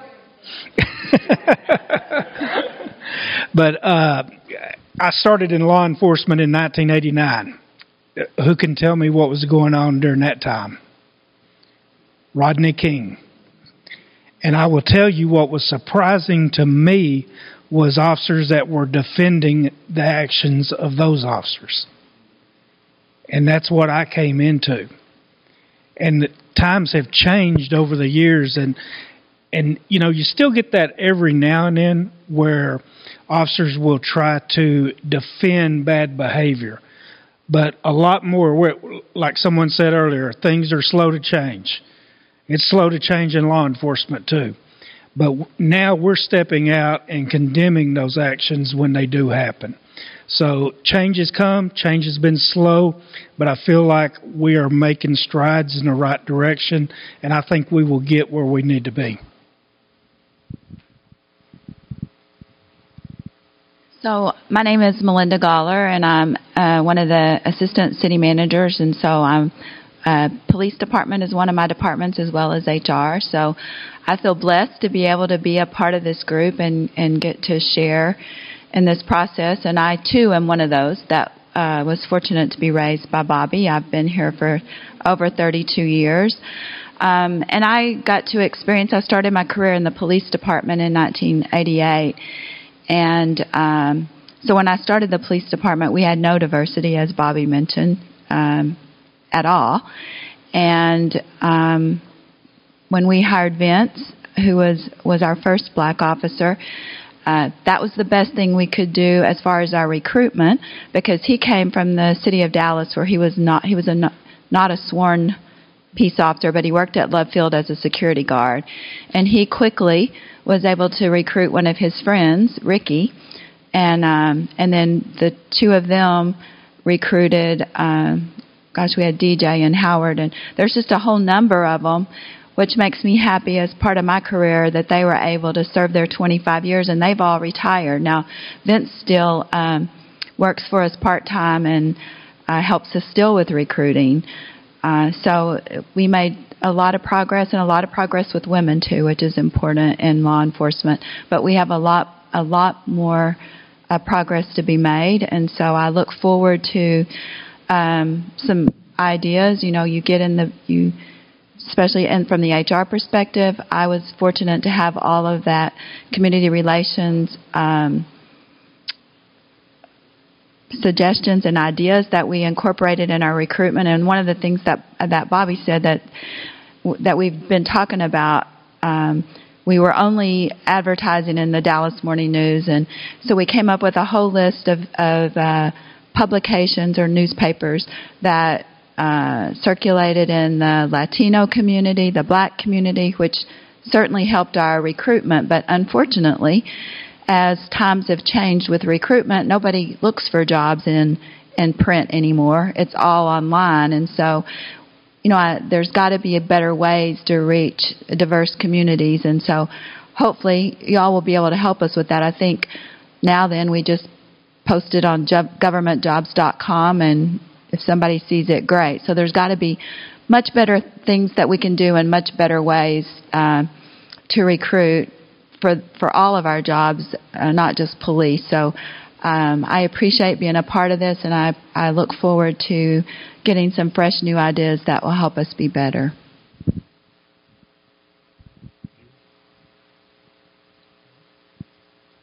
The mayor will step back down in a minute. So I didn't serve with Bobby Mitchell, but my foundational mayor was Gene Carey. And one thing that Gene Carey taught me very early was listen to Bobby Mitchell. So he was a smart man. So Bobby, you're my commissioner, not my mayor.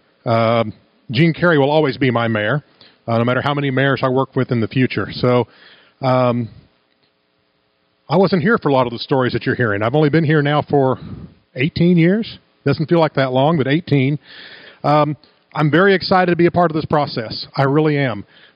Honestly, going into it, a little bit nervous. What's it going to be like? I know there's a lot of horrifying stories out there, maybe not to the level of what we see on TV, but there's just bad stuff. Some of the stories last week have stuck with me all week.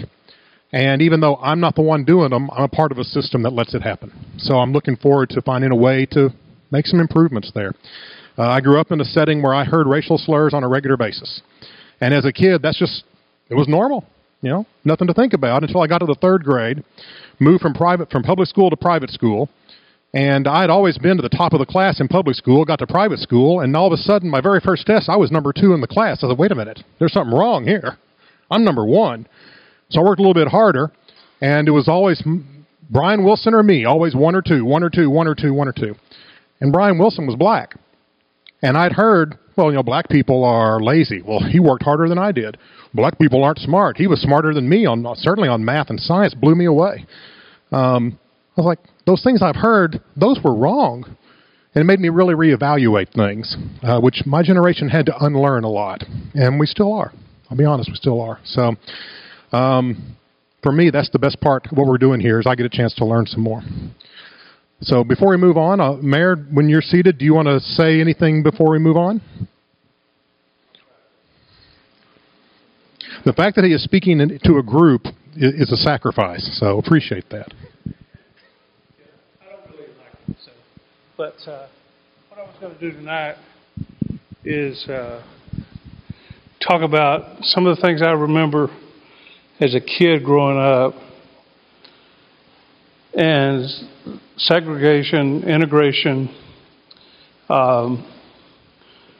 When I was in the third grade, which would have been, I guess it had been in the fall of '63, which was a busy time. That was with the Kennedy assassination, which for y'all that weren't here, it was a pretty big deal. Because we didn't know what was happening. It's sort of like, it wasn't the same thing as the Twin Towers in New York City, but nobody knew what was happening. Was it a takeover? Was it a huge plot? All they knew that it was a young president that died. And as a kid, the first thing we knew playing tetherball was that the teachers were gathering together at the end of the hallway. There wasn't a covered area, but they were standing out there, and they were all gathered around crying. And all the kids could think about was, somebody is in real bad trouble. That's all we thought about. Somebody's going to really get it. And you just hoped it wasn't you, because everybody's thinking about, what did I do today? And I don't remember anything, but there could have been something. So, but that was a big deal. But the first thing I remembered was Andy's movie theater, which if you weren't here, I don't know, it burned down, and it was a huge event in the 60s. I remember I lived about 5 or 6 blocks from it, and you could see it and smell it burning. And right down, anybody knows where Beasley's Jewelry, and right in there, that's where it was. But it was segregated. The blacks, I didn't know this, my dad told me about this, that there was a separate entrance to get up to the balcony. But I probably didn't go to 2 or 3 movies there. My parents said I didn't need to go there, and probably didn't have the money to deal with it anyway. So it was a mess there. The second deal, the biggest thing, and it affected everybody, was the segregation of the schools. And the schools integrated from the summer of '63 to the fall of '63. That was when it integrated. And it was, for a kid, it really wasn't. There was just more people in the classroom.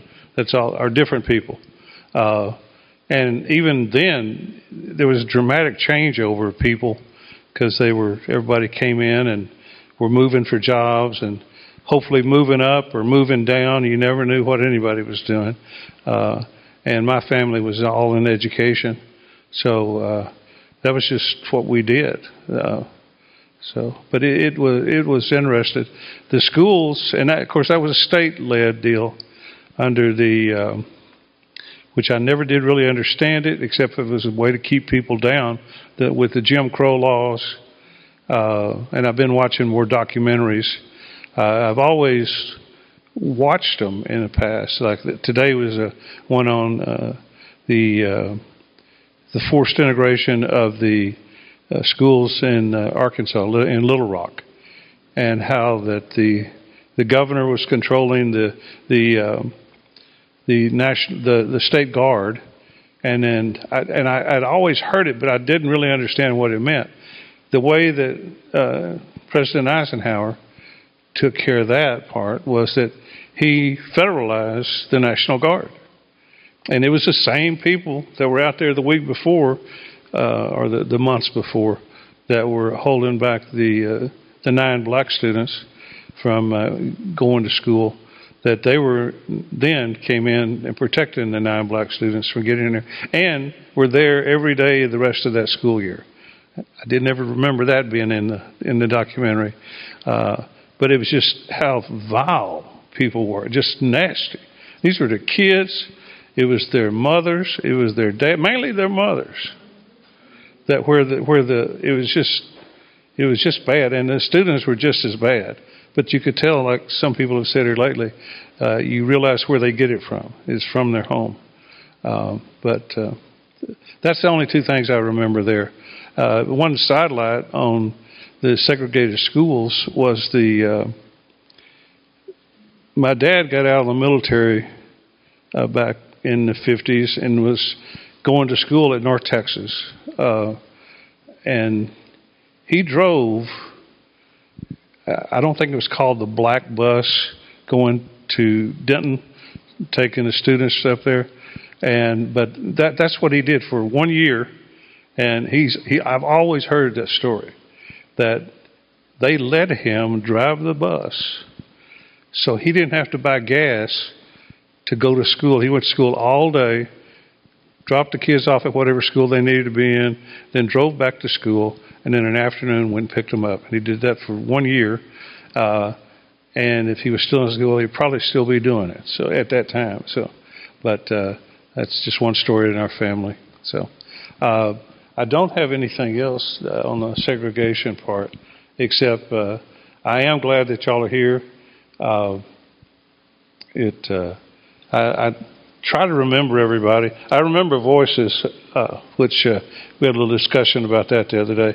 I'd never met the pastor there, but when he came up, I said, "I know you. I remember your voice. I've talked to you twice, and it's been over 2 years."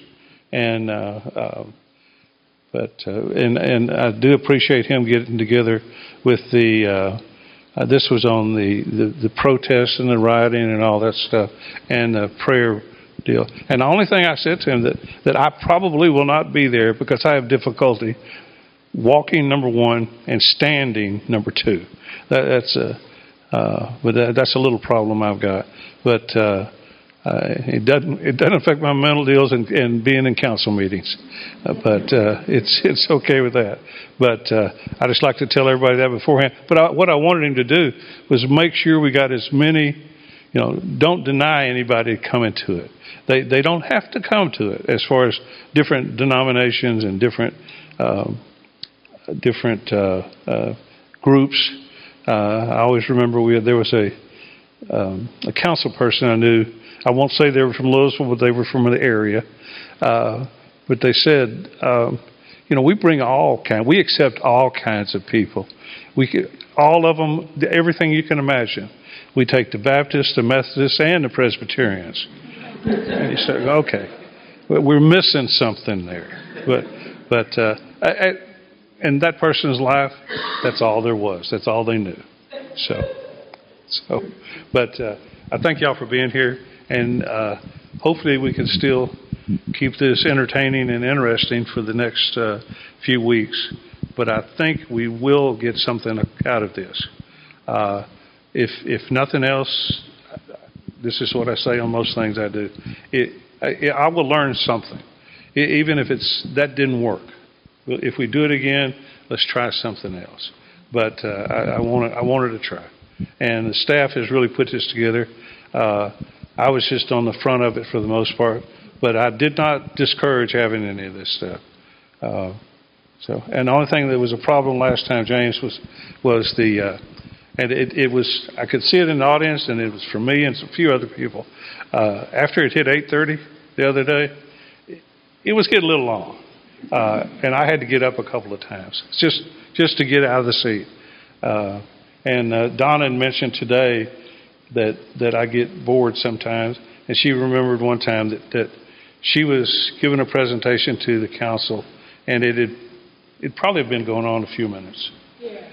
But I just took my newspaper out and I started reading it.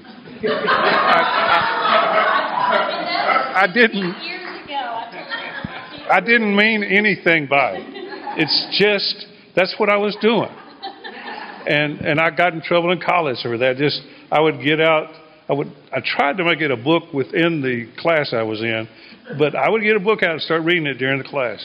And that's probably why I didn't make real good grades in college. But thank you all very much for being here. Bobby is my mayor. I guess I got into management on the city council, and at that time there was 3 female members. Yeah, Ronnie Kate at the same time.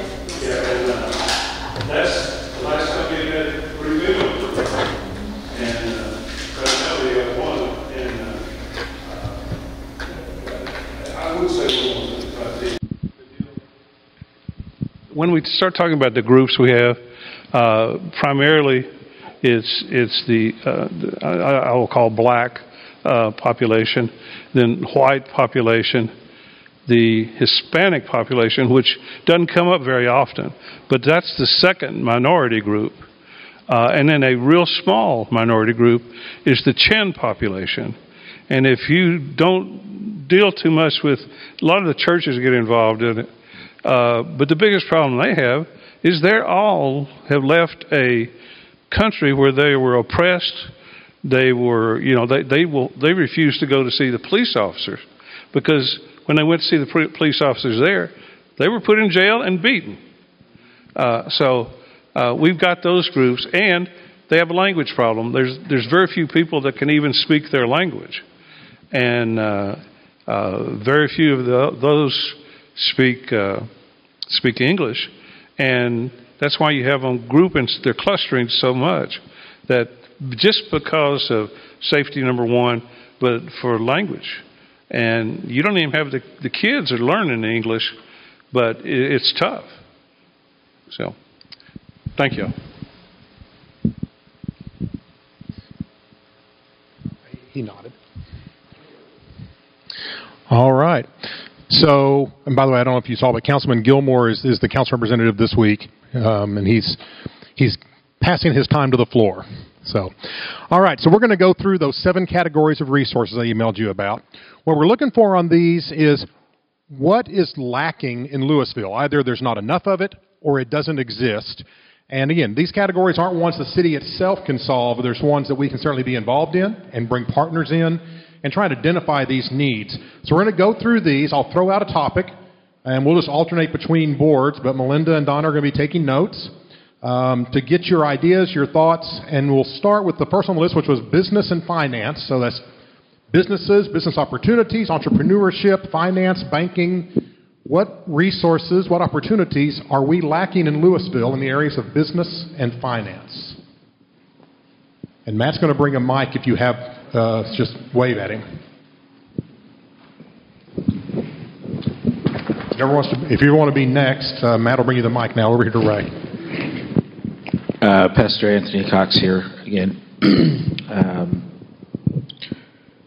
I'm a little hesitant to throw out to tell you what I think is lacking because I don't know. And so I need to ask a question, and it's probably something that we need to talk about, in future sessions. But on this topic, I was reading an article that pointed out a study that was done of Fort Worth and their awarding of contracts and how those break out along minority lines and things like that. And so over the period from 2013 to 2018, they showed that only 3% of the total amount of contracts that are awarded were awarded to black-owned businesses, as opposed to high 70s for white male-owned, another smaller percentage for white female-owned, and then about 10% for Hispanic or Latino-owned. And so that is a topic that I would like to know more about from the city. Okay, so city purchasing, you are absolutely correct. On session 5, we're going to have our finance director and purchasing manager joining us to talk a few slides about purchasing processes and what we're required to do and what we do and maybe what we could do. So absolutely, good topic. Okay. Ray? Okay, thank you very much. As most of you know, I'm a business owner in Louisville, and as I travel about Denton County, the unfortunate part about that, I am a sum of one in most cases at the chamber meetings, Rotary clubs and things like that, or any other conference going on, or any kind of awards. And being an entrepreneur in any place, city or town or big city, it is so important for our young people, especially black males, to see those role models, because those are not the role models, that are seen either on TV or in music represented. Also, one of the things that when I started my business 15 years ago, it's the most difficult thing is just getting connected, finding out what's going on. Of course, the chamber is a great place to start, and I think Bobby said, when she was at GTE, she sat by herself a lot, and this happened to me also. But one of the things that God showed me, if I'm at a meeting and I see someone standing alone, doesn't matter whether they're black, white, whatever they are, I know how I felt being alone and going up and approaching that person. So making that information available, especially the city of Louisville can partner better probably with the Chamber of Commerce, where those people are and everything, and just get the word out in the community. Like you said, someone said that you were advertising through Dallas Time Herald, Star Telegram, and Dallas Morning News. Those are probably not the places, if you're interested in promoting minority businesses. Sometimes you got to take the information, because many times we are just not exposed to that information. We got the products, we got the brains, and we got the know-how, but we just don't have I don't want to use the word connection, but the relationship and where to go. And so business relationships, business mentoring type of stuff. Exactly. Excellent. Thank you. I see 3 more hands, and somebody has a mic back there. Yes, I think my point probably tags to both of the earlier comments with regard to business and finance. So one question is, in terms of small business loans, are there offices available here, or is it Denton County, or is that the city of Dallas that you have to, link to get some information? How to write a business plan. I mean, I think we talked earlier about education in high school. This is something that we need to aggressively share and provide for our high school students and college students who want to, own a business. I look at all the construction off Mill Street and around 121, or any of those offices, retail, is that information being shared so, people who are interested in owning a business or, a restaurant or whatever it is, do they know that that's happening and that they may have the opportunity to be a part of that? So I heard SBA loans, starting up a business, and then also about business startup opportunities, locations, and so forth. Okay? So again, I'm Penny Mallett, and I just want to piggyback on Ray's comment. I am also a member of the Chamber of Commerce, and like Bobby said, I'm a recent graduate of their leadership class of 34.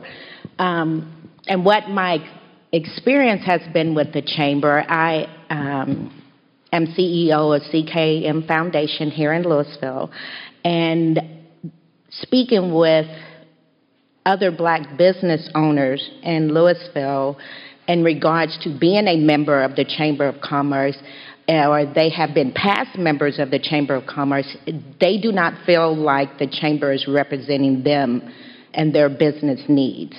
I don't know what the percentage of black businesses are located here in Louisville. I've tried to get that information from Lori, the president at the Chamber of Commerce, here recently over several past emails, but I haven't been able to obtain that information. I don't know if we have a listing of the minority-owned businesses, not just black, but people of color businesses here in Louisville.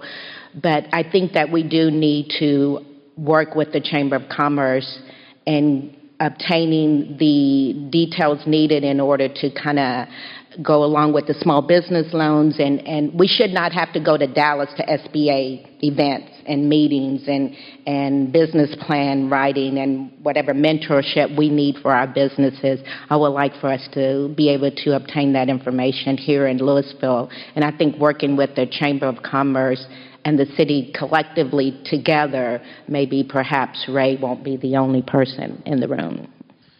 So, and as we move up here, I think Tamala's next up. Some areas have a black chamber of commerce or a Hispanic chamber of commerce, and sometimes large chambers have like branches, like the women's division. For those who are business owners in the room, there's quite a few. Is that a discussion worth having? Just quick up or down. I'm seeing a lot of ups, so maybe talk to the chamber about there we go. We got that note on there. Okay, Tamala. And that's exactly what I was going to say. I was going to piggyback off what Penny said.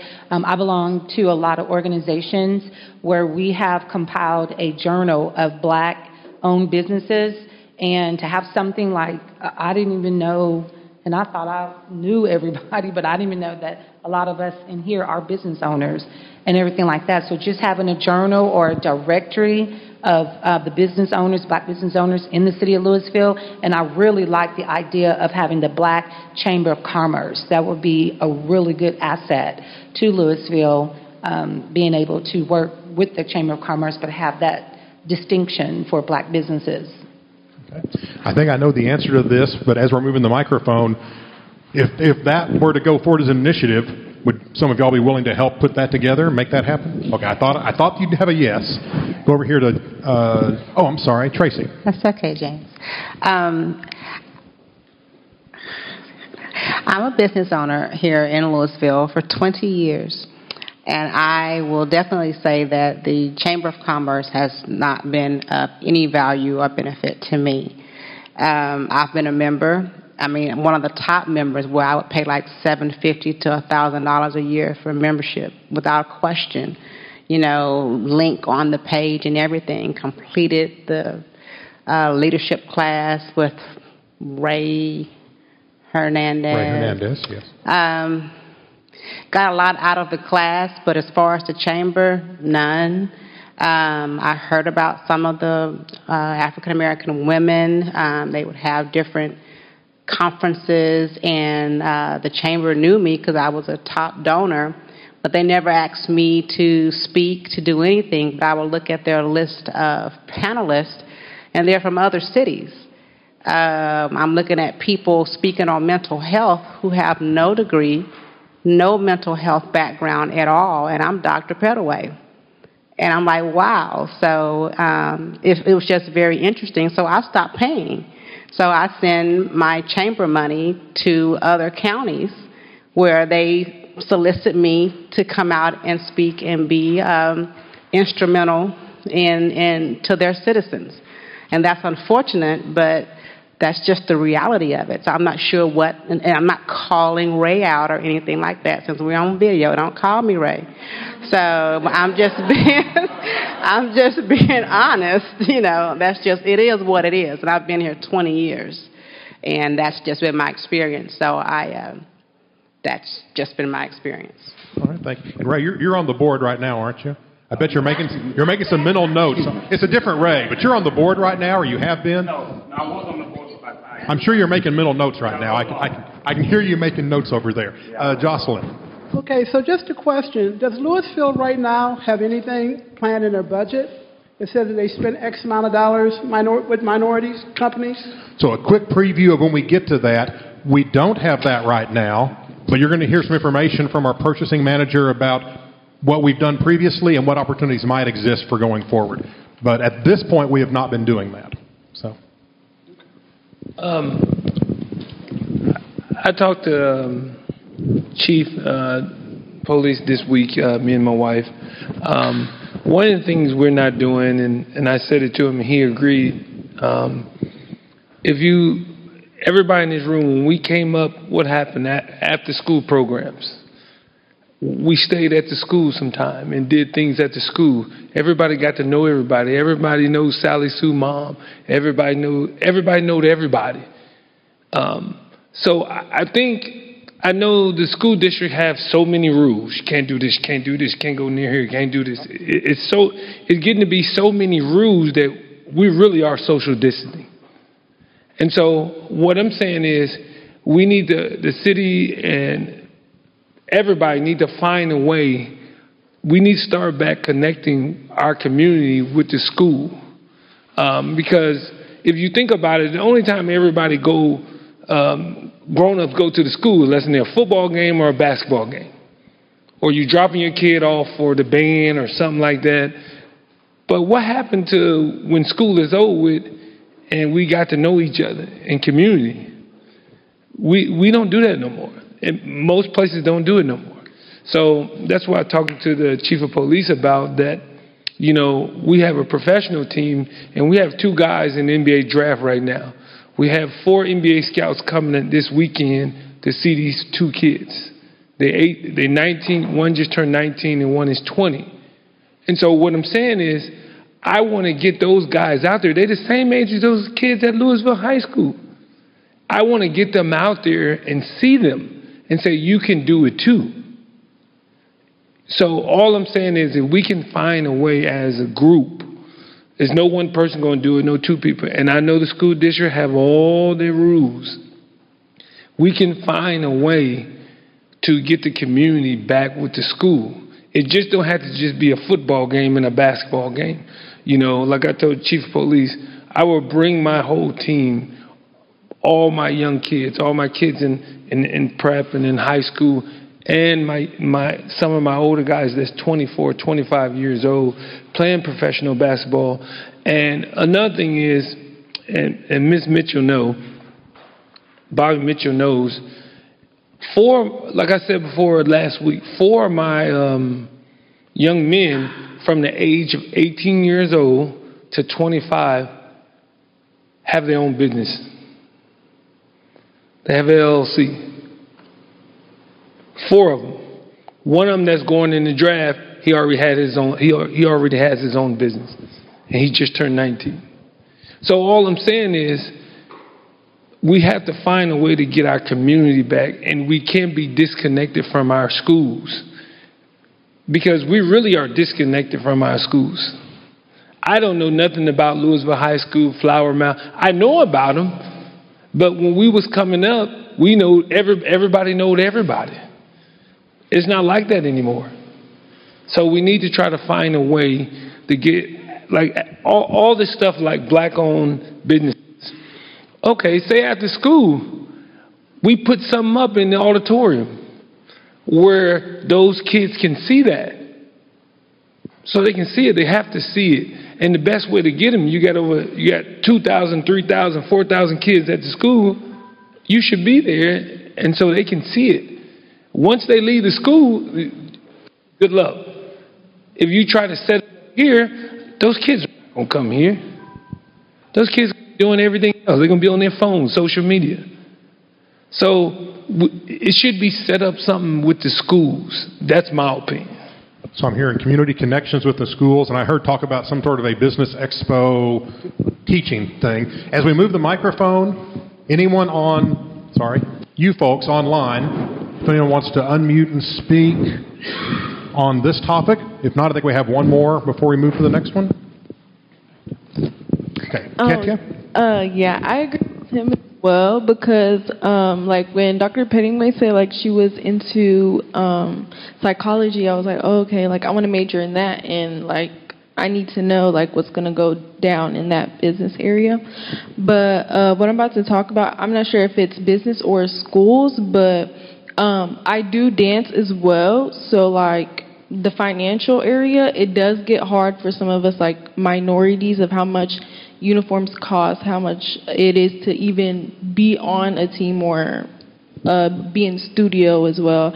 I feel like that's a hard area for us like to pay, and I feel like there should be more like affordable departments, like even for sports as well, like more affordable departments for that.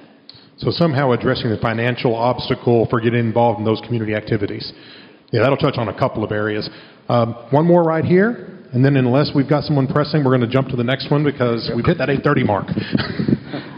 I just want us to really work with the chamber, because I think building businesses, they've got to understand that they play a vital role in institutionalized racism. And that if we can work with them, the businesses that are out there, then you have an opportunity to make some substantial change. Because when you talk about finance, that's where the bankers are. When if you're building a business, you've got to have a relationship with the banker. That banker is going to the chamber, or somebody from his institution is going to the chamber.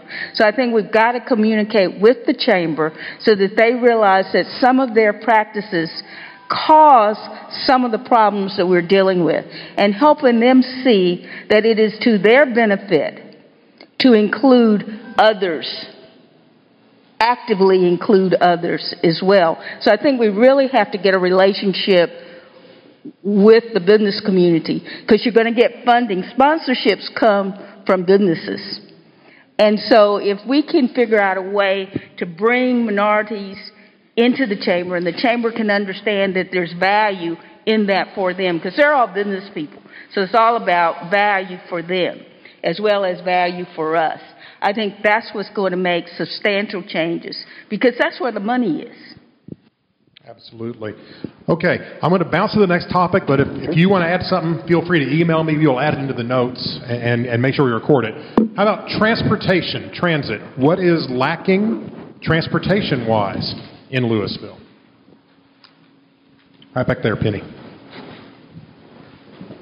By the way, your name cards are really for me because I'm really bad with names, but I can read name cards.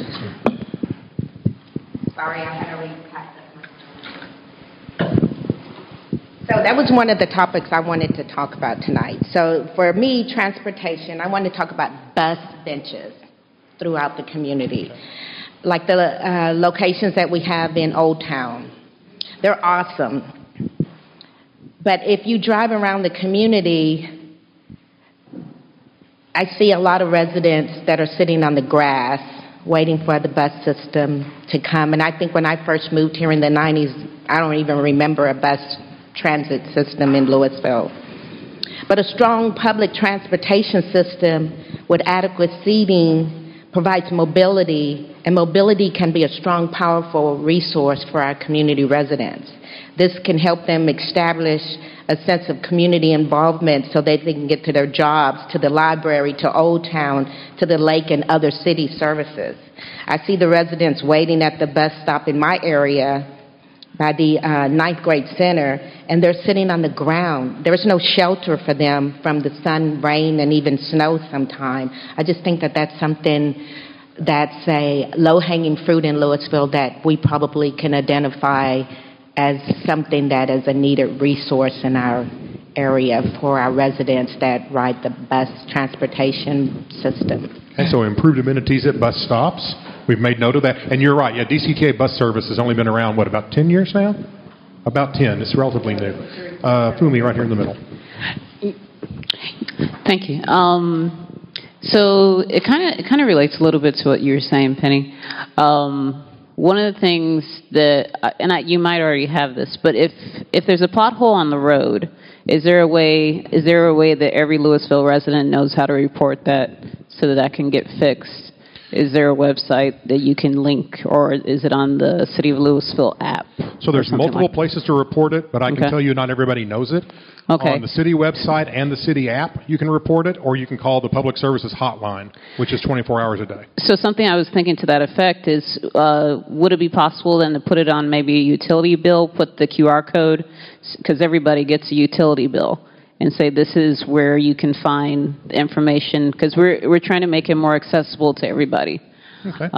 So make it easier for people to report issues like that. Absolutely. Leverage what we have, and to you made me think about something else when you were talking about the buses. What about sidewalks?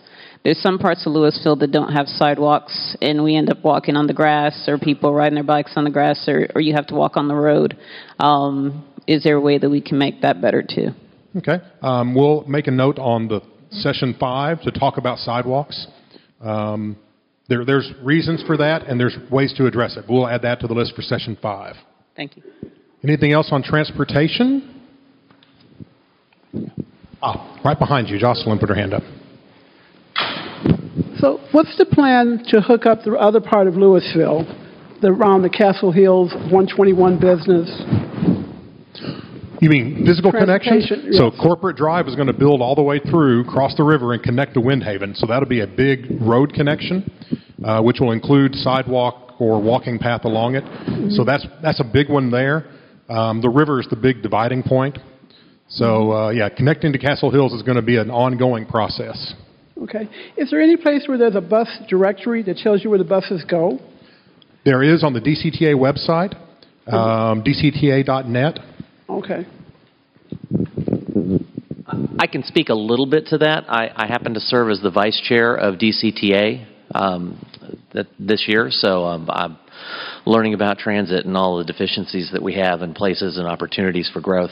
And as Castle Hills comes online, which we look to be in the beginning of 2021, I know we'll start looking at opportunities to link into that area and provide transit, especially since they've added more office space and opportunities for work. We're really in the middle of what's called an efficiency study, top to bottom, trying to figure out, are we spending the money the way we need to be? And where can we get better traction and better returns? Right now, with COVID, it's a challenge because nobody's riding transit, or very few. The numbers have dropped precipitously.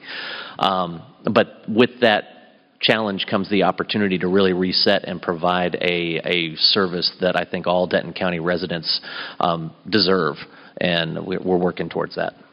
Okay, so just as an example, just trying to catch the bus from my home, which is off of Summit, I could not get to the train station because I was going to take the train to State Fair last year, which that doesn't come up this year, right, because it's already been canceled.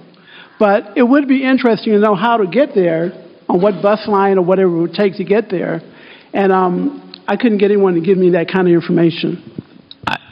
I had similar challenges. I don't live very far from you, actually. I live right there on Grove, right across from the Summit neighborhood. So if you go up Valley Parkway, I'm right there. And I've had very similar interactions. The other piece that I think we really can work on for DCTA is right now, if you ride the train, there is only one train that will get you to work by 8 a.m., either in Denton or Louisville. Dallas has 8. And I know that's a huge comparison, but we need to have more than one. We need a transportation system in Denton County that allows people to get to work on time, that runs like a heartbeat, because the minute it doesn't, and you have to give up hours, You're not taking the bus anymore. You're not riding the train. You're going to find an old beater car, and you're going to deal with it that way. I know. I was there. Transit has to be just like my heart. I got to be able to count on it. Yes, Councilman Gilmore's been on the board for almost a year now. So if you all have my email. If you have any DCTA questions or suggestions or ideas, I will feed them straight to him, and then we'll hold him accountable. While we're on the subject, I was thinking, I'm from San Antonio, and other cities have little free trolleys that... We laugh because I've been begging for an Old Town trolley for 15 years. That would be nice for us to have. That would kind of, I guess we can kind of start out with the Old Town area and going to the train area, and you just kind of hop on, hop off. And I'm not laughing at you at all. I've been begging for an Old Town trolley for 15 years. They think I planted that question, but I really didn't. I really didn't. What about housing? What are we lacking in terms of housing resources?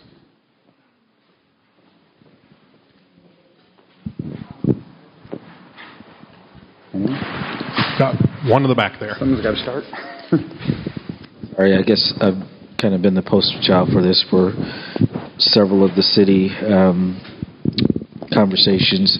But to put it in a nutshell, there's insufficient low-income housing south of the lake. HUD programs and things like that serve the Denton County area. Very little of that is expressed in the Louisville area. So increase access to low-income housing really throughout Louisville. Low-income housing and rapid access to it. And I assume you mean both rental and purchase, right? That's correct. Okay.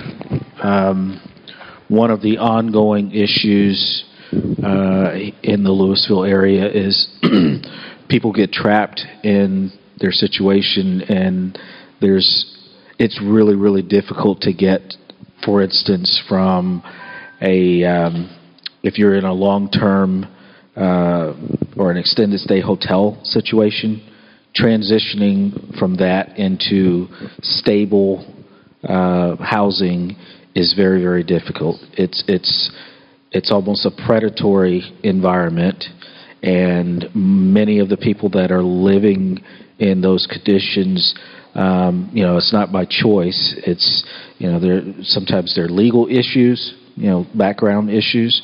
There are credit issues, things like that, and so transitioning back into a stable environment is very difficult. Okay.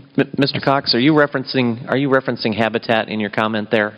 Is that Habitat for Humanity? Is that one of the examples, or do you have some others that you've seen around Denton County?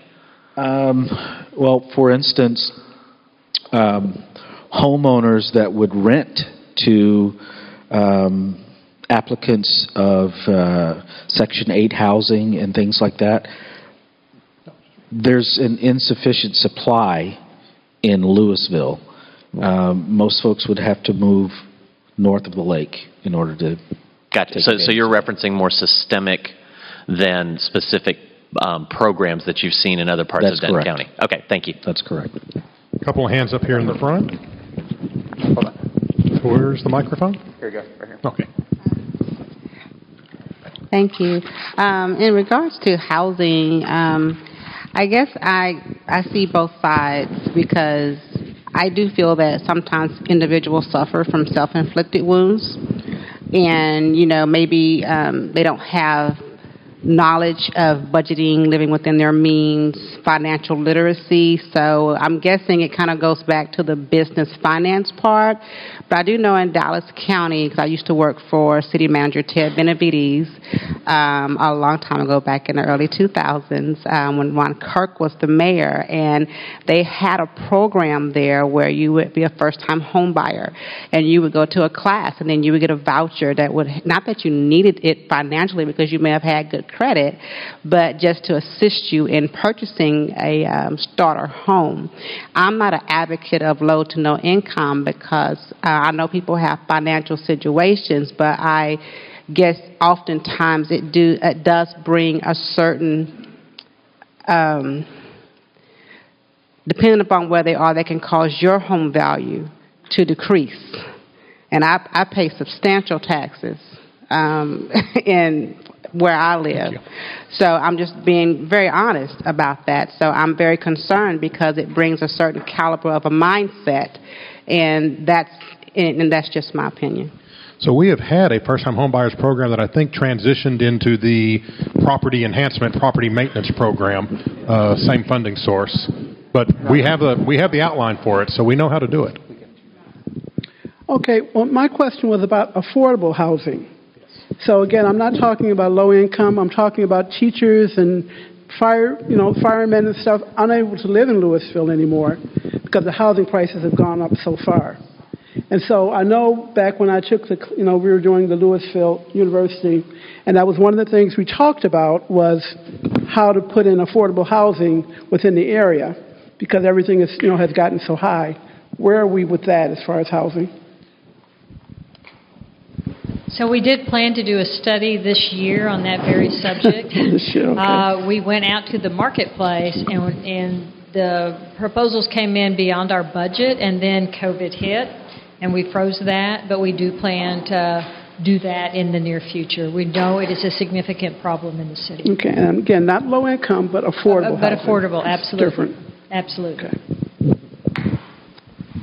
Yes, we did show during Citizens University that Jocelyn was there that the average rent in Louisville, a first-year teacher can't afford it. And in fact, a starting firefighter, starting police officer can't afford it. So it's an affordable housing issue very much, absolutely. Yes.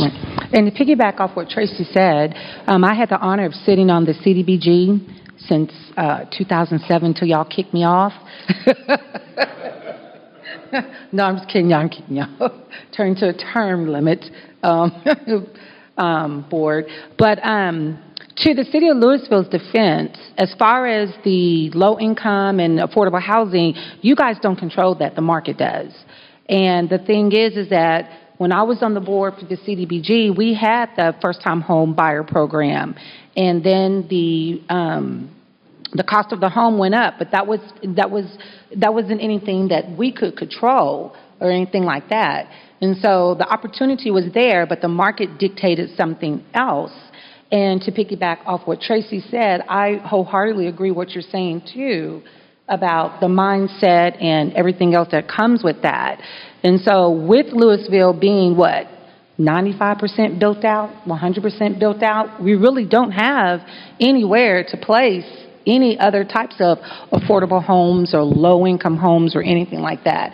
And I know at one time we did a survey, and I forgot it was the committee that we're sitting on, or I can't remember what it was, but the consensus of the Louisville residents, that was something that they did not want in the city of Louisville, was the very low-income housing and everything like that. So the majority spoke.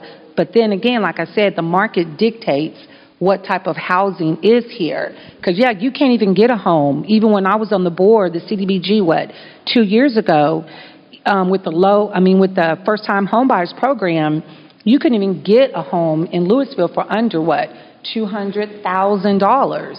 And that's not anything that the city is at fault for. You guys can't change that or implement a program to change that. That's what the market was. That's what the market was dictating. But there is some planning that you can do at the city as far as making the rates for those first-time homeowners or that affordable. There is planning that you can do that. And we did have it in there, but the market dictated, for the parameters of the program, you couldn't go over, or you had to meet this type of income and stuff like that, so. I think you probably need to bring for affordable and I think some of that comes down to finding a good developer. Yeah. If they want something, there's an opportunity there. Right. To your point on the workforce housing, we're not necessarily dealing with grants and waivers at that point. We're dealing with taxable value, and there's some conversation. But it's also difficult to find a developer who wants to do all that when the market is so overheated as it is. So those are things we're definitely looking at. And I think most people, didn't they want higher-end homes in Louisville? That was one thing I know that people were looking to be able to upgrade into Louisville. Early as we were developing the 2025 plan, there was certainly that conversation, and that was really the Castle Hills conversation, right? That people wanted to be able to move to higher levels of property within Louisville. But also, we've even had conversations with the school district about areas where we might be able to target certain types of, whether it be townhomes or apartment complexes, that would actually provide that housing for our teachers. I mean, they're very, very worried about being able to bring teachers to live in our community. And so, and we share that concern, and we are having conversations to try to do that very thing. So, yes, the study that Donna talked about, it will come online, and so you're absolutely right. That's a topic. It's just not an easy one, but it's definitely on the burners for us. Last one here, and then we'll bounce to the next one. So, recently the city of Asheville in North Carolina did a whole reparations package for their city council, and they approved it for their black residents. One of the city council members said it's not enough to remove statues from the city without moving forward to provide affordable housing for their communities. The resolution that passed did not mandate direct payments to the black community, and in my opinion, that's up to the United States government. But instead, it will make investments in areas where black residents live in that community. So for Louisville, it can increase the minority home ownership and allow access to affordable housing. For Louisville, that can increase minority-owned businesses with career opportunities to grow generational wealth and closing the gap in health care, education, employment, and pay, neighborhood safety, and fairness within the criminal justice system in the community. For Louisville, we can take a start at looking at that, with our budget, and looking at that program and seeing where we can divide our budget to include some kind of affordable housing for our residents here in Louisville. For Louisville, we need to determine how we want to go about our policies with affordable housing and move forward to determining the outcome on how we want to address that with people of color or just the residents altogether. Yeah, I read that Asheville, North Carolina thing pretty intently. It's aggressive, and it's doable. It's just a big investment. So. Sometimes we have to have aggressive, and I know that theirs is going to depend on their county commissioners, and we've got Bobby. One more? We have one more? I'm sorry, what's that? Well, what Asheville, North Carolina did is it's not, cash reparations. It's not 40 acres and a mule. It's not here's a check. It's saying we're going to invest as a city we're going to invest in housing. We're going to invest in grant programs. We're going to invest in, tutoring, mentorship, education to really lift up, and their black community is largely low income. We have a very diverse black community. Theirs is much more low income, and so they're making a deliberate investment in that community. Certainly something that any city could do if you can work out the details of it. So mine was real quick. Right there in the middle. Right here. Okay. I have a lot of students that live at the budget suites and, all things like that. A lot of students in just the Louisville high school pathway live there. That are in my kids' classes, that are in my classes, etc. A big problem we had at the at-home learning when COVID first hit was that a lot of them didn't have internet in the budget suites. And so there was teachers going to the budget suites to talk to the managers to try and get them to get internet connection so these kids could learn. And it was a whole big thing. I think eventually they got something there, but is that something that the city can help with so that, right now, who knows when we're actually going to go back to school? And now, as of now, it's the 19th. But, DISD just says they're not going to go till September.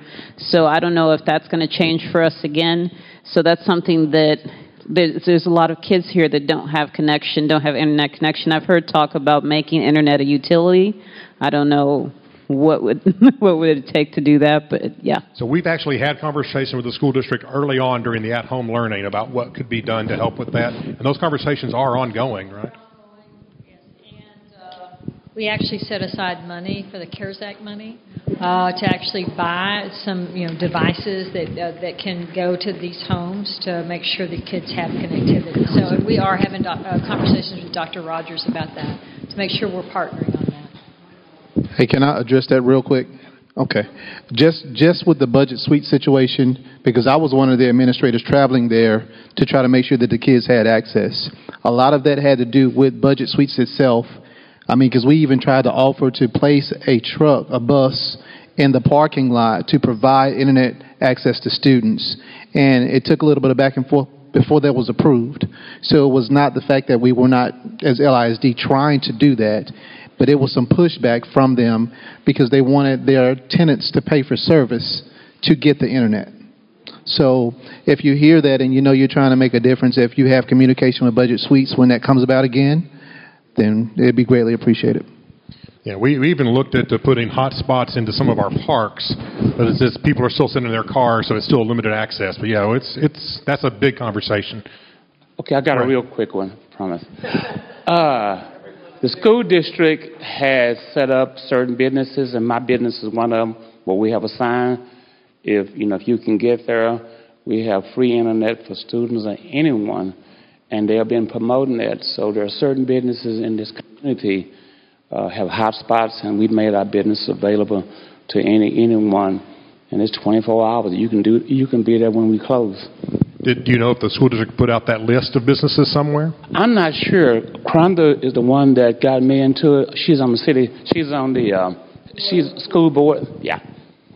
I don't know if there's a list or not, but it is on Facebook. We'll find out. If there's a list, we can link to it very easily. So, employment was on the list. What resources are we lacking in terms of employment opportunities, employment base? I see Matt is reaching for the microphone. Well, it's kind of what I'm going to talk about is everything, and I know everybody's probably crossing their minds. Last week, I have a lot of young men that I work with from 18 to 25, and I had 4 of them in the car, and I drove them around about what COVID has done about businesses. And I drove them around for an hour and 30 minutes, all around Louisville, a lot of the parts. We counted 25 businesses out of business. And they were pointing and saying, Coach, man, I remember in December and January, that was a business. What happened? COVID-19. And it was the business was already limbo. So now COVID-19 came in and it just took it out. So I basically showed them the reality, and I told them entrepreneurship is very important right now. You got to have a mindset. You got to have a skill. You can be educated, but if you don't got that relentless mentality, it doesn't mean nothing. You can have a degree. All of them in the car, 3 of them in the car got a degree. But they're like, well, Coach, man, all these businesses are going out of business. Because if you look on social media and you look on TV, what you see? You see all the negative stuff. Businesses going out of businesses, everything going on. And then, one of the young men, mother and dad lost their jobs. They're on unemployment. So financially, we're doing a lot for him right now. We told the parents, you're good. So all I'm saying is all this, everything we're talking about comes right into COVID-19. It comes in right into that, unemployment, housing, all that. So my question is, unemployment, look how many people that lost jobs. Look how many empty buildings. And so, I'm just asking the question, like, what is Louisville going to do? I'm not talking about the other parts in the cities in the country. What is Louisville going to do about that? Because that brings value down too. When you drive around, everything is empty. Like Target. Target is done. The big super Target is moving. It's gone. It won't be here. That super Target that's out here in Louisville, it might be leaving. I'm just telling you, it might be leaving. No. No, I'm just telling you what's going on. I'm just telling you what's going on. So we do have. Yeah, I'm just being real with you. So in the short term, the county has set up through the CARES funding from the federal government a very robust business loan or business grant program, and then also some funding sources for individuals, and we've supported them in that. Long term, that's going to be a big question. Replacing the businesses that are gone, and especially the businesses that can't adapt and are going to eventually go away. We do have a business retention program, but it's going to have to be revised to address this new need. So business retention and job creation, I think, certainly are needs for us. DentonCounty.gov. Yes, ma'am. We're handing out up to $20 million to businesses. It's already cut off now, but we handed out $2 million before and just cut it off on July 6th to help business recruit. Yep. Yes, Jocelyn? Okay. You knew it when you asked me to join, right? You knew I was going to ask a lot of questions and things. We don't want you to be quiet. We want to hear from you. So, in reference to the hiring in Louisville, you guys are all very, very nice, never had a problem, but I don't see any minorities in your staff. When I go to the swimming pool for my swimming lessons when it was open, when I go up to the recreation center, when I go to the library, going into your camp, there's none. What are you guys doing to bring that about? I mean, there's no lifeguards, there's no people adhering, no place. Absolutely. And what you'll see, of course, next week is our HR week, and you will see us go through the stats of showing the demographics of our staff. And the fact is, it's not where we'd like it to be. It's certainly better than when Donna and Melinda were working on that commission with then Councilmember Mitchell. So it's improving, but it's not where it needs to be, and there's some reasons for that we understand. There's some that we don't. So we want to spend a lot of time next week talking about how we can fix that. And then, once you bring in really good people early on and work them up through the organization, your leadership changes face based on that. So very important topic that we're going to spend a good amount of time on next week. So Tracy has a microphone? Nope, she wants one. Yeah. Kenneth has a microphone. Tracy just took Kenneth's microphone. We all saw it. No, go right ahead. And I was going to mention that as well. Oftentimes you will have individuals aspire to work for the city when they go in and see people who look like them. Going into the school district and seeing the gatekeepers, decision-making individuals who look like them. I think it's very important to have diversity. And when you walk in our wonderful, beautiful building, there's nobody there that may look like the diverse population that resides here. And I think that's very important. Yeah, definitely not. Because the new facility that's being built on the corner of Garden Valley and Corporate, my son was like, oh, that'd be a cool place to work in the summer. My daughter, she says, they're not going to hire you. It's going to look just like Flower Mound CAC. They're not going to hire you. And he's like, well, thanks, Kennedy. But, that's just kids talking, but that's just what they see. So what they see is their perception is their reality. And I guarantee you they don't like knowing that people are thinking that, and we're going to fix it. We can address that. We'll spend a lot of time next week talking about recruitment and hiring. You might, Thumi over here, and then Kim. Okay, so I have a couple of things. I'm going to come back to the LIC thing, but one of the things I wanted to talk about, and this isn't just a Louisville thing, it's kind of just in general. I think there needs to be some level of sensitivity training for people who are in the hiring positions, because a lot of times, it just happens all the time, you see a name that is not a name you're familiar with, a name that's considered a black name, or a name that's a non-American name, an ethnic name, and they're like, I don't know how to say that. And they put it in the trash because they don't want to have to deal with something different. And that's not how it should be. I don't know if this is the reason, but when I was first applying for teacher jobs, because Fumi isn't my first name. Fumi's my middle name. My first name's Adrian, but nobody's ever called me Adrian, not even my parents. But when I was putting Fumi, which is a name that everybody's called me my whole life, I wasn't getting any callbacks. And it hurt my heart, but I was like, okay, well, I guess I'll put Adrian on here. I mean, they're not going to call me that. I'm not going to let them call me that because nobody does. But I put it on there, and that's when I started getting the callbacks.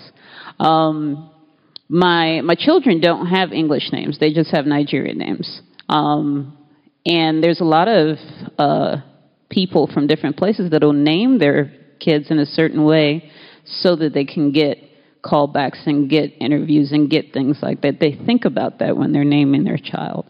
So that's something I think that needs to be addressed. Same thing for discrimination based on hair. I mean, look at my hair. My hair is cool. But but there's some people that... I have great hair envy, by the way. Thank you.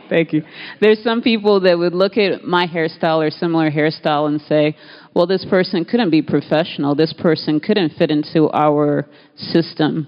And they would toss that away also. So that's something that should be addressed. I'm really pleased that a lot of the things that LISD is doing for I mean, I don't know if it's necessarily to diversify, but for instance, the new principal at LHS Harmon is a black woman. The principal at Marcus 9 is a black woman.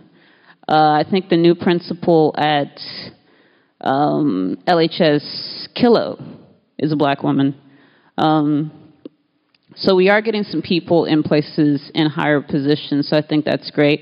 We also have a new 2 years now, we've done an HBCU college fair for the students, which I'm a part of that committee. So I think there are things changing from the ground up, but there's more that needs to be done. Agreed. No one should ever have to change their name to get a job. That shouldn't happen. Hold on. Interesting, since we've been taking a deep dive, preparing to come and talk with you guys and be open, we found that our system, actually, we can, when we accept an application in HR and then we send it out to the departments for interview, it actually tracks it without the name. So it removes that problem. So good point. That's a new practice that we're going to implement right now. And we'll talk more about HR next week, but as a hiring person, when I get the qualified applicants list from HR screens all the ones that don't meet qualifications. When I get the list, it does have a name, and I like different names. I like that you gave me the phonetic spelling, and I'm still practicing because I hate getting names wrong. With my name, I'm really sensitive to it. But you're right. People should not have to change their name to get a job. Yeah, and I just wanted to add one thing I just remembered. My mom is from Alabama. She grew up in the States, obviously. And she told me the story of when she got her first job, I guess as a young adult. She got a job. It was in the 70s. People used to wear wigs. She wore a blonde, straight wig to her job interview. She's lighter skinned than me. When she went there, they gave her the job. The next day, she came back with her afro, and they said to her, "Can you wear the other hair? This isn't really going to work." And she didn't go back because she's like, I'm not going to work at a place that's going to treat me this way. And that's the story that's always stayed in my head. And I mean, I remember being in college, even at an HBCU, and I wore my hair natural, and they were like, well, you need to straighten your hair for your job interview because that's what they expect. But I was like, but I remembered that story that my mother told me, and I said, you know what? I'm not going to do it because I just want them to know who they're getting, and I want them, if they don't want me how I am, then they don't deserve me. So that's my story. Agreed. Anything else? Oh, yes, sir. Okay. I'll start by saying I acknowledge that the city or government in general can't be the source for all of the fixes or even mandate everything that needs to be done in order to make changes and help us with progress in these areas. There are certain things that the business community, for instance, is going to have to be a part of, okay? And, as was said before, that community is thinking in terms of value. What's in it for me, right? But I said all that to preface the concept of a mentoring type of, business mentoring environment to where, and this actually kind of stems from my earlier question about purchasing and the contracts. How do you make sure that there are adequate candidates of minority businesses that can provide the quality product or service that the city is wanting to contract for? And not just the city, but you're helping to raise the tide for everyone. Okay, and so that impacts employment.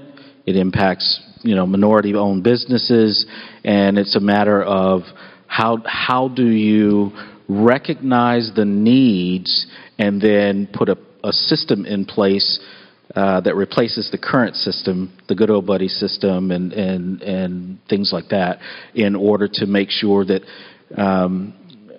perhaps we're incenting a business owner to take someone else under their arms or under their wings, and so there are things that can be figured out if we want to do it, but the net of it all is we've got to have sufficient access so that we can have the chance for the change.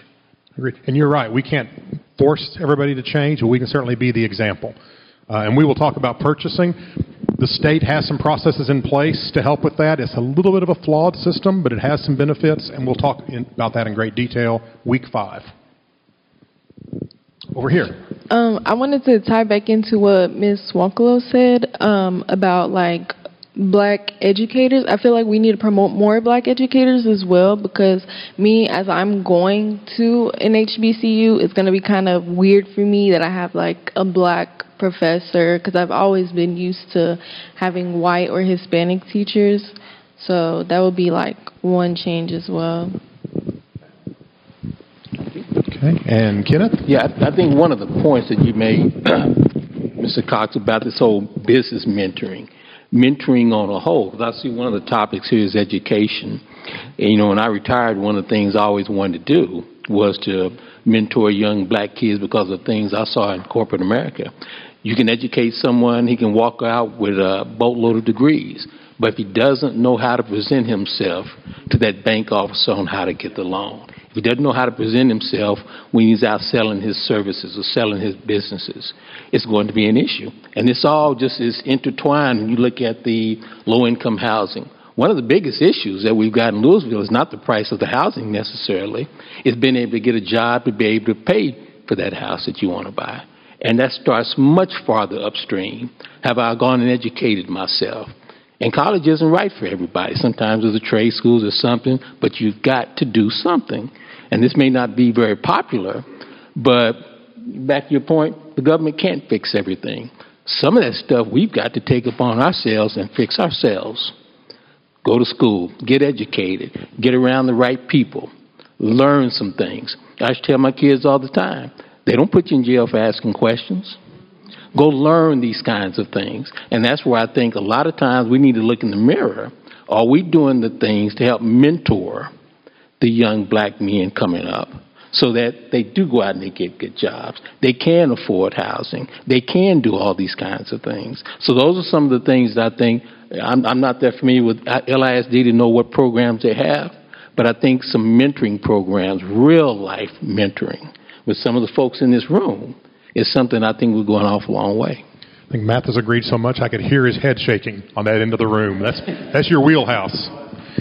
We've heard mentoring both weeks. Obviously, there's a lot of need for that. Certainly discussions we've got to have on that regard. Any last ones on employment? Right here. I was just going to say, and I guess mine really goes back to purchasing, because what I see sometimes happens to minority vendors is you apply and they say you don't have enough experience, or you don't have everybody has to get a start somewhere. And the difficulty for many minority companies is getting that start. They have the ability to do it, but when they compete, if they haven't ever been able to get a contract because of whatever historical things that have happened, you give it to your friend, you give it to the company that always did it, then for a minority company, they never get that first step. So they never get the opportunity to show that they can do it. So figuring out a way to give, how do new companies get started? How do they get that first step? Because I read all these bids that cities, I'm probably the only person reading the Dallas Morning News and the Fort Worth paper and the Denton Record Chronicle, because the government puts all of their contracts and their bids in those papers. But there's nothing for someone who's new, who's starting out, if you don't know someone, to get that first step up. And so that's something I think we ought to look at is, do you have programs for new businesses? And how do you get new businesses into your system? Yes, Ray. Yeah, okay. One thing that challenged, I know it sounds crazy, even during this pandemic, one of the biggest challenges that I have is finding employees. That is a real struggle. And when you're trying to find an entry level, that can be really tough. And we're getting back to the mentorship. When you're applying for a job, you might define how you want to be, but I define what I want to see. So there's a difference there. And that's one thing that we have to look at. Also, I think this gentleman said it, the government, the school system cannot solve everything. There's going to be some things that starts in the kindergarten, school, and all the way up through our institutions. But one of the biggest issues that I have, I've hired 3 people in the last 6 weeks and spent quite a bit of money getting those people and a number of interviews. And unfortunately, I had to fire about 2 of them in the first 2 weeks because things like being to work on time. If you're going to be late, calling in. One young lady, she was late 3 times in 8 days. That's a problem. Didn't call in 1 time. So I don't know what kind of issue you guys are having finding good employees, but every people that I talk to, that one of the biggest issues is finding really good employees. So when you say you're having trouble with applicants, is it not getting enough applicants or not getting applicants with the job skills you're looking for? Well, I'm using, I use Indeed, I use Craigslist, I use people that may know someone that's looking for something that I need. So I've used all the resources out there that I know. But it's a challenge. So job skill development would be something that the community needs more of. Right. Yeah. I know what I do. I know for me, being a small business owner, especially with my insurance agency, when there's not an opportunity there, I create an opportunity. I don't wait. I don't want to have to go and ask for something. I create an opportunity. So what I have done to help my community and help others, I have created a learning institute. And it's a mentorship learning institute where I teach individuals who wants to get into the insurance industry. I teach them how to take and pass the exam, the state insurance exam. And then once they do that, then they come back through my learning institute where I teach them how to sell Medicare Advantage programs, life insurance, final expense. So I'm taking people underneath my wing, educating them, teaching them something, a lifelong skill.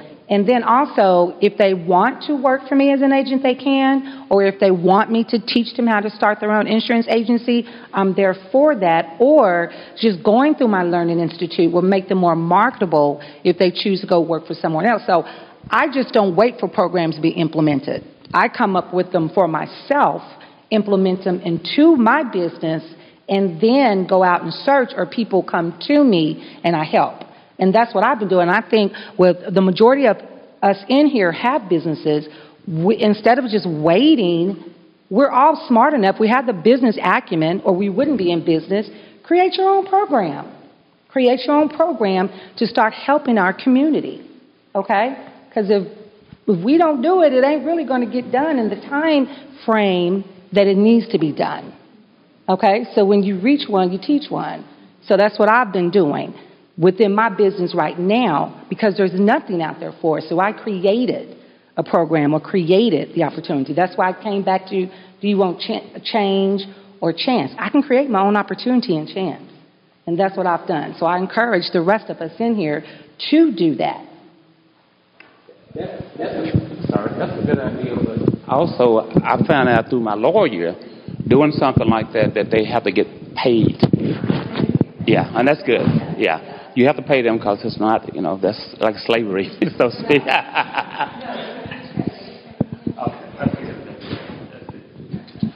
Yep. So that's a great idea, but that's kind of why we're here, is to help the city learn how to do that same thing. Yeah. If you want change, if it's not coming as fast as we know it needs to come, then we need to jump on board and make it happen for ourselves. That's been the problem we've been asking. We need to start demanding.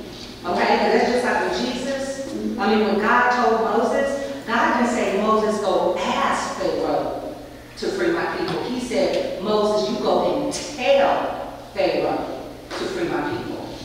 Okay? Well, that's what I'm hoping, that when you guys were hearing our stories and hearing what we're saying, that's kind of like getting you to know that, there's nobody slopping off here. We all have made it. We've all gotten there. And we're just all looking for you to hear us and understand the experience. Because there are hidden biases. I mean, it's every day. We have them. You have them.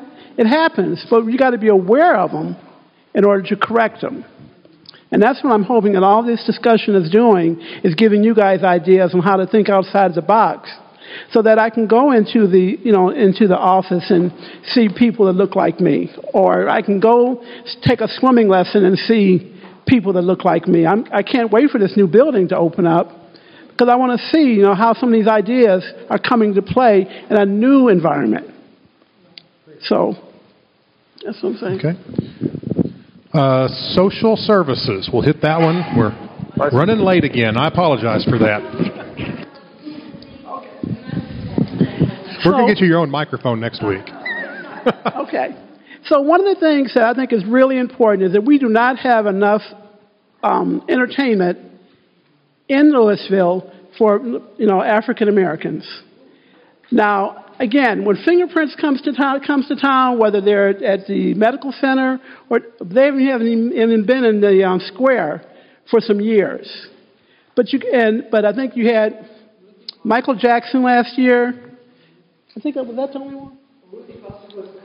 Yeah, Ruthie Foster was 2 years ago. So she was here again, and then we had Fingerprints and their group over there for the Christmas holidays 2 years ago. Yes. But we're not included on any of those types of things. And when you look on, you go through there, and I think we could do a little bit more with that, aside from the Martin Luther King thing that you guys have and stuff, and that's it. And we do and are part of so many other things that would be very helpful, even a play or something, or, even when you do the musical thing, just something else that can be more inclusive. So trying to show the city's diversity in the entertainment offerings we put out there. Yes. So, got it. Right over here. I'm the vice chair of the Arts Advisory Board here for the city, and we can only present what comes to us that want to present. And I say that as far as entertainment is concerned, because the MCO grant, we and Denise, they do a phenomenal job. We go through applications for grants for the ballet, symphony, and they do have plays that come in, and we don't have any control. We do have some parameters in place to whereas we screen the applicants and want to know, what their board looks like, who their officers are, how do they recruit the actors in their plays. But if we don't go and audition for those roles, then their businesses can't say, well, we won't do Dracula or the Nutcracker because we don't have that population. So they can only present what comes to them. So I think, and we've talked about, encouraging those different organizations, in their recruitment tactics. But if we don't, and maybe it's publicity. And we have that on our rubric when we're deciding who gets the grant money and who doesn't. But recruitment is very important, and I know there are different groups that can come to the city that can do great things. A diverse group, but it's getting them here. We need them because of our hot funds and what we can do with that. But they can only put out what comes to them. So maybe we need to do a better job at advertising and marketing what we have. We have the MCO grant. We have so much here. We have the Wayne Ferguson Center. We have those. We're doing things on the sidewalks. We're going to be putting up some cute little, we got a lot going on, but it's just the advertisement of it.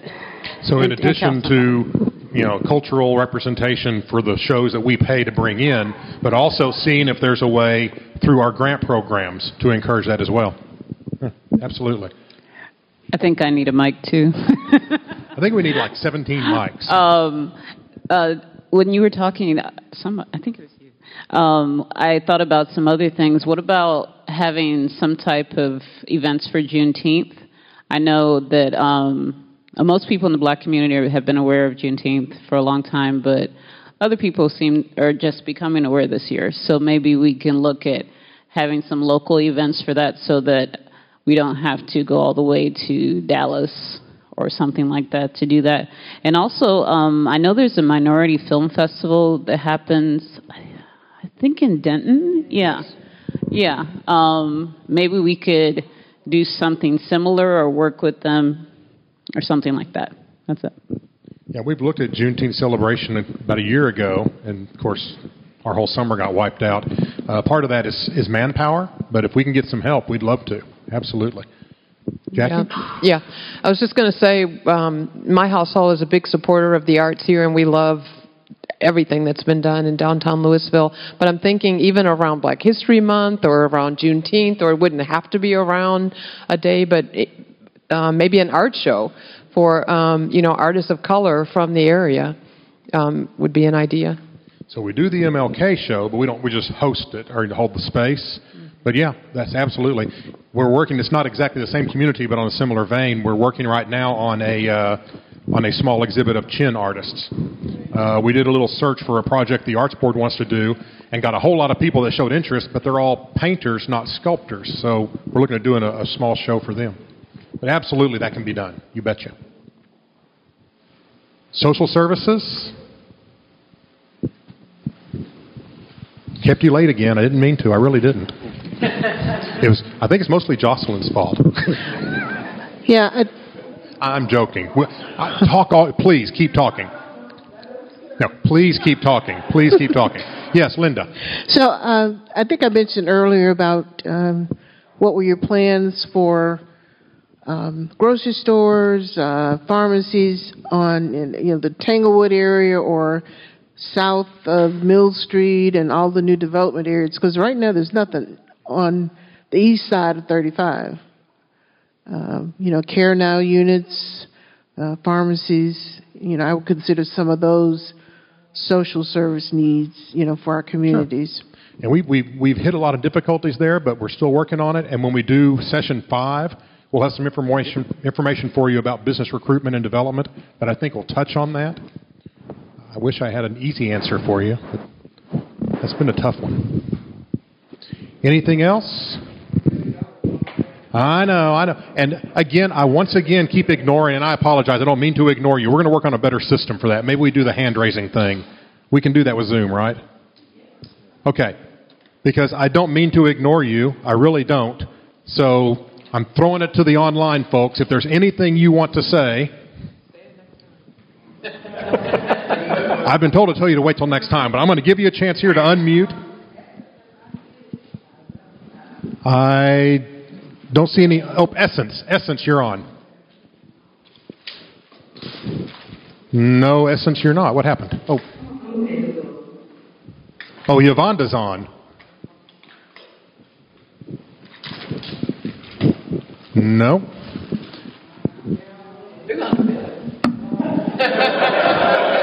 Have we muted them, or are they muted themselves? Okay. All right. Folks, we will not keep you this late every time. I keep saying that, I promise. I don't want to. Great discussion, great input. We took a lot of good notes. I think there's a lot of things we can work on with our community partners. We might be calling on some of you to help with some of this. Don't forget your dinner order before you go. You can leave everything on your table when you're done. We'll pick it up and clean it up. Next week is human resources, hiring, personnel, all that stuff. We'll start the presentation from the HR director, and then we'll throw the floor open. So a lot of what you asked about, again, we've got work to do there. We want to get your help. So thank you all for being here. Be safe going home. And, oh, you know what? I ran out of time on that. We will squeeze that into one of our later sessions. We will hold that education for when we have a gap. And so at some time in the next 3 weeks, we will hit education. Yes, I don't know which one.